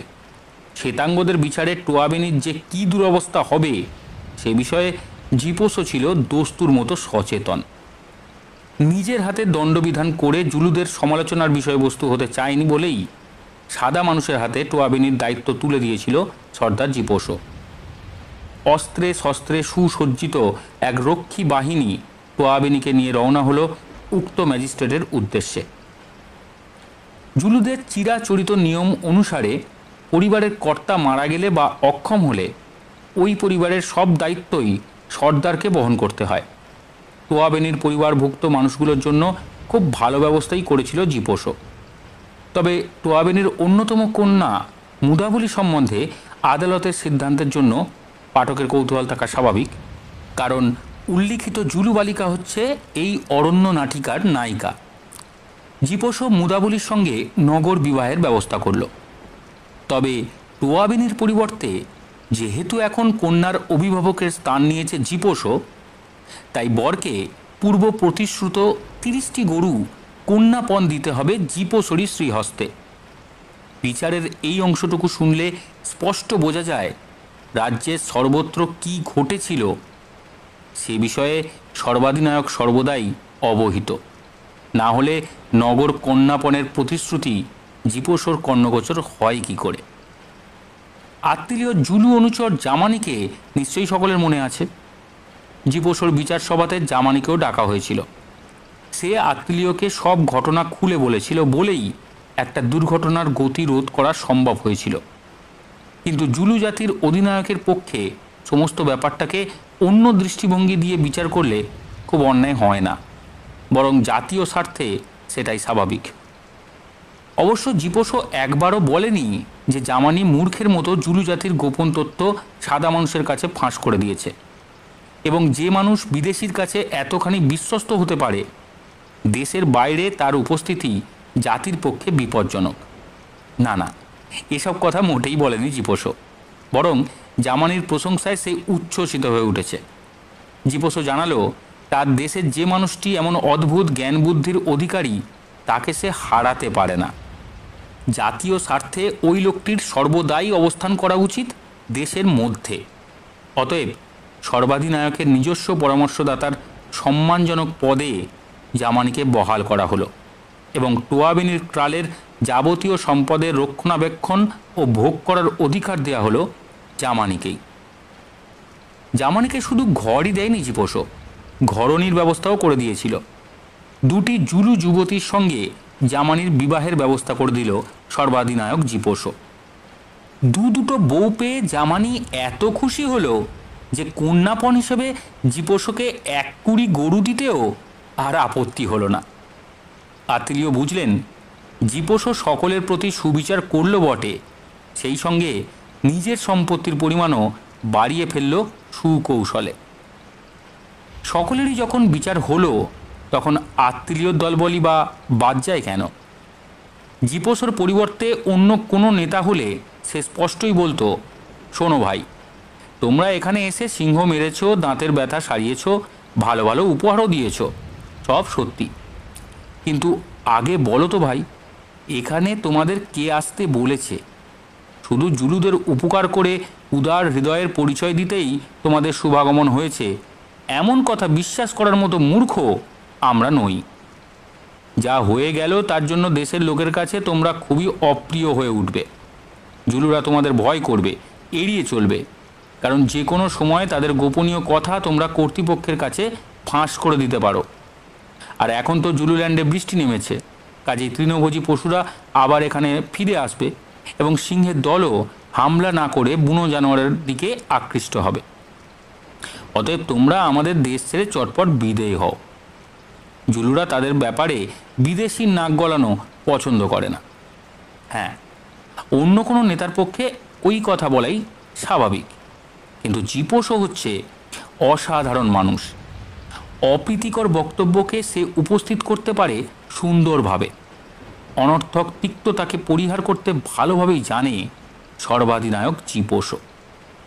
অভিযাত্রীরা যে এখনও পর্যন্ত স্থান ত্যাগ করার কথা মুখেও আনেননি, সেদিকে নজর না দিয়ে সমবেত জনতাকে জীপোষও জানিয়ে দিল বিদেশি আগন্তুকরা জুলুদের জন্য যথেষ্ট স্বার্থ ত্যাগ করেছেন। অতএব তারা দেশ ত্যাগ করার আগে দেশবাসীর পক্ষ থেকে তাদের প্রতি কৃতজ্ঞতা জ্ঞাপন করা অবশ্য কর্তব্য। নগকে হত্যা করার অনুষ্ঠানে লিপ্ত হওয়ার জন্য অভিযুক্ত জুলু যোদ্ধাদের আদেশ দেওয়া হলো। তারা যেন প্রত্যেকেই গৃহ নির্মিত কারুশিল্পের একটি করে নিদর্শন অভিযাত্রীদের উপহার দেয়, কারণ পূর্বোক্ত 100 অভিযুক্ত যোদ্ধা আত্মীয়র সঙ্গে খারাপ ব্যবহার করেছে। অতএব উল্লিখিত উপহার জরিমানা স্বরূপ দিয়ে তারা বিদেশি অতিথির মার্জনা লাভ করতে পারবে। এইটুকু শাস্তি যথেষ্ট বলে মনে করল না জীপোষও। সে জানালো অভিযাত্রীদের জিনিসপত্র সসম্মানে গাড়িতে তুলে দিয়ে তাদের জুলুল্যান্ড পরিত্যাগ করার জন্য সাহায্য করতে হবে এবং ওই সাহায্যের ভার গ্রহণ করার জন্য পারিশ্রমিক দাবি করা চলবে না, এ কথাও জানিয়ে দিতে ভুলল না জীপোষও। এমন চমৎকার বিচারের ফলেও অভিযুক্ত ব্যক্তিদের মধ্যে উৎসাহ বা আনন্দের লক্ষণ দেখা গেল না। ম্রিয়মাণ জনতাকে লক্ষ্য করে জীপোষও গর্জন করে উঠল, তোমাদের জন্য যেন মাসাঙ্গাদের যাত্রা করতে দেরি না হয়ে যায়। কাল সকালেই ওরা দেশ ছেড়ে চলে যাবেন। তোমাদের ত্রুটির ফলে যদি যাত্রা করতে দেরি হয় তবে জরিমানার পরিমাণ হবে দ্বিগুণ। কথাটা যেন মনে থাকে। এইবার ভাষণ দিতে উঠলেন আত্মীয়। খুব সহজ সরলভাবে নির্বিকার মুখে তিনি জানালেন, যে নেতা এমন সুন্দরভাবে বিচার করতে পারে এবং নির্বাক অতিথির মনোভাব বুঝতে পেরে তার ইচ্ছা পূরণের জন্য চেষ্টিত হয়, তাকে ধন্যবাদ দেওয়ার ভাষা তার নেই। তবে এমন একজন অধিনায়কের নেতৃত্ব লাভ করে সমগ্র জুলু জাতি যে ধন্য হয়েছে, এ বিষয়ে তিনি নিঃসন্দেহ। পরের দিন সকালে প্রচণ্ড বৃষ্টিপাতের ভিতর দিয়ে যাত্রা শুরু করলেন অভিযাত্রীরা। সবচেয়ে মজার কথা হচ্ছে, যে লোকগুলো একদিন আগে বৃষ্টির জন্য নরহত্যা করতে উদ্যত হয়েছিল, তারাই আজ হাঁটু পর্যন্ত কাদা জলের ভিতর মালপত্র ঘাড়ে নিয়ে বিব্রত। বৃষ্টিপাতের অবস্থা দেখে অভিযাত্রীরা বুঝলেন বৃষ্টি এখন সহজে থামছে না, অন্তত বেশ কিছুদিন ধরে চলবে অনর্গল ধারাবর্ষণ। হঠাৎ জুলুল্যান্ড ছেড়ে যাওয়ার সিদ্ধান্ত গৃহীত হওয়ায় পূর্ব পরিকল্পনা ওলটপালট হয়ে গিয়েছিল, কিন্তু আত্মীয় সাহেব জীপোষোর কাছে প্রকৃত মনোভাব ব্যক্ত করেননি। যাওয়ার আগে অশ্রু সজল চক্ষে অভিযাত্রীদের বিদায় জানালো জামানি। জুলু যোদ্ধারা খুব মনমরা হয়েই অভিযাত্রীদের মোট বহন করার কার্যে নিযুক্ত হয়েছিল। ভালো ভালো হাতে গড়া কারুশিল্পও তারা অভিযাত্রীদের উপহার দিতে বাধ্য হয়েছিল জীপোষোর আদেশে। অতএব তাদের মুখে চোখে যে খুব আনন্দের চিহ্ন ফুটে ওঠেনি, সে কথা বলাই বাহুল্য। কিন্তু যথাস্থানে পৌঁছে তাদের মুখে হাসি ফুটল। আত্মীয় সাহেব উপযুক্ত পারিশ্রমিক দিতে কুণ্ঠিত হননি, এমনকি উপহারের বিনিময়েও অর্থ দিয়েছিলেন মুক্ত হস্তে। জুলুদের বিদায় করে অভিযাত্রীরা এইবার নিজেদের মধ্যে আলোচনা সভা ডাকলেন। হঠাৎ জুলুল্যান্ড থেকে বিদায় নেওয়ায় তাদের কর্মসূচির পরিবর্তন প্রয়োজন হয়েছিল। আলোচনার ফলে স্থির হলো মোজাম্বিক এবং দক্ষিণ রোডেশিয়ার ভিতর দিয়ে ফিরে যাবেন বিল ও প্রফেসর। কোনো অজ্ঞাত কারণে হাতি শিকারের জন্য অস্বাভাবিক আগ্রহ প্রকাশ করছিল বিল। কয়েকটা হাতির ভবলীলা সাঙ্গ করতে না পারলে তার স্বস্তি নেই। অতএব ঠিক হলো বায়রা থেকে ইউরোপ হয়ে যাত্রা করার আগে প্রফেসরের সঙ্গে আত্মীয় দেখা করবেন বলে কথা হলো। তারা স্থির করলেন কেপটাউন থেকে ইংল্যান্ড অথবা আমেরিকাতে গিয়ে নতুন করে একটা অভিযান বাহিনী সংগঠিত করবেন এবং আফ্রিকার যেসব স্থান আজও অনাবিষ্কৃত, সেখানে পূর্বোক্ত অভিযান বাহিনীর সাহায্যে গবেষণার কাজ চালাবেন। পরবর্তী অভিযানের জন্য যে জায়গাটাকে আত্মীয় মনোনীত করেছিলেন, সেটি হল আফ্রিকার কিভু অরণ্য, অতিকায় দানব গরিলার বাসস্থান। অভিযাত্রীদের জল্পনা কল্পনা শুনে অদৃশ্য নিয়তির ঠোঁটে হাসি রেখা ফুটেছিল মনে হয়, কারণ বায়রা থেকে জাহাজ ধরতে পারেনি বিল। তার আগে সে নিজেই ধরা পড়ে গেল এক স্বর্ণকেশী সুন্দরীর হাতে। কিন্তু তারপরই নববধূর সান্নিধ্য ত্যাগ করে বিল ছুটে গেল এক সাংঘাতিক ভবিতব্যের দিকে। এইবার প্রফেসরের কথা। কেপটাউনে বন্ধুবর আত্মীয়র সঙ্গে দেখা করার পরিবর্তে তিনি ফ্রান্সের সেনাবাহিনীতে যোগদান করলেন এবং আমাদের কাহিনী থেকেও বিদায় গ্রহণ করলেন এখান থেকেই।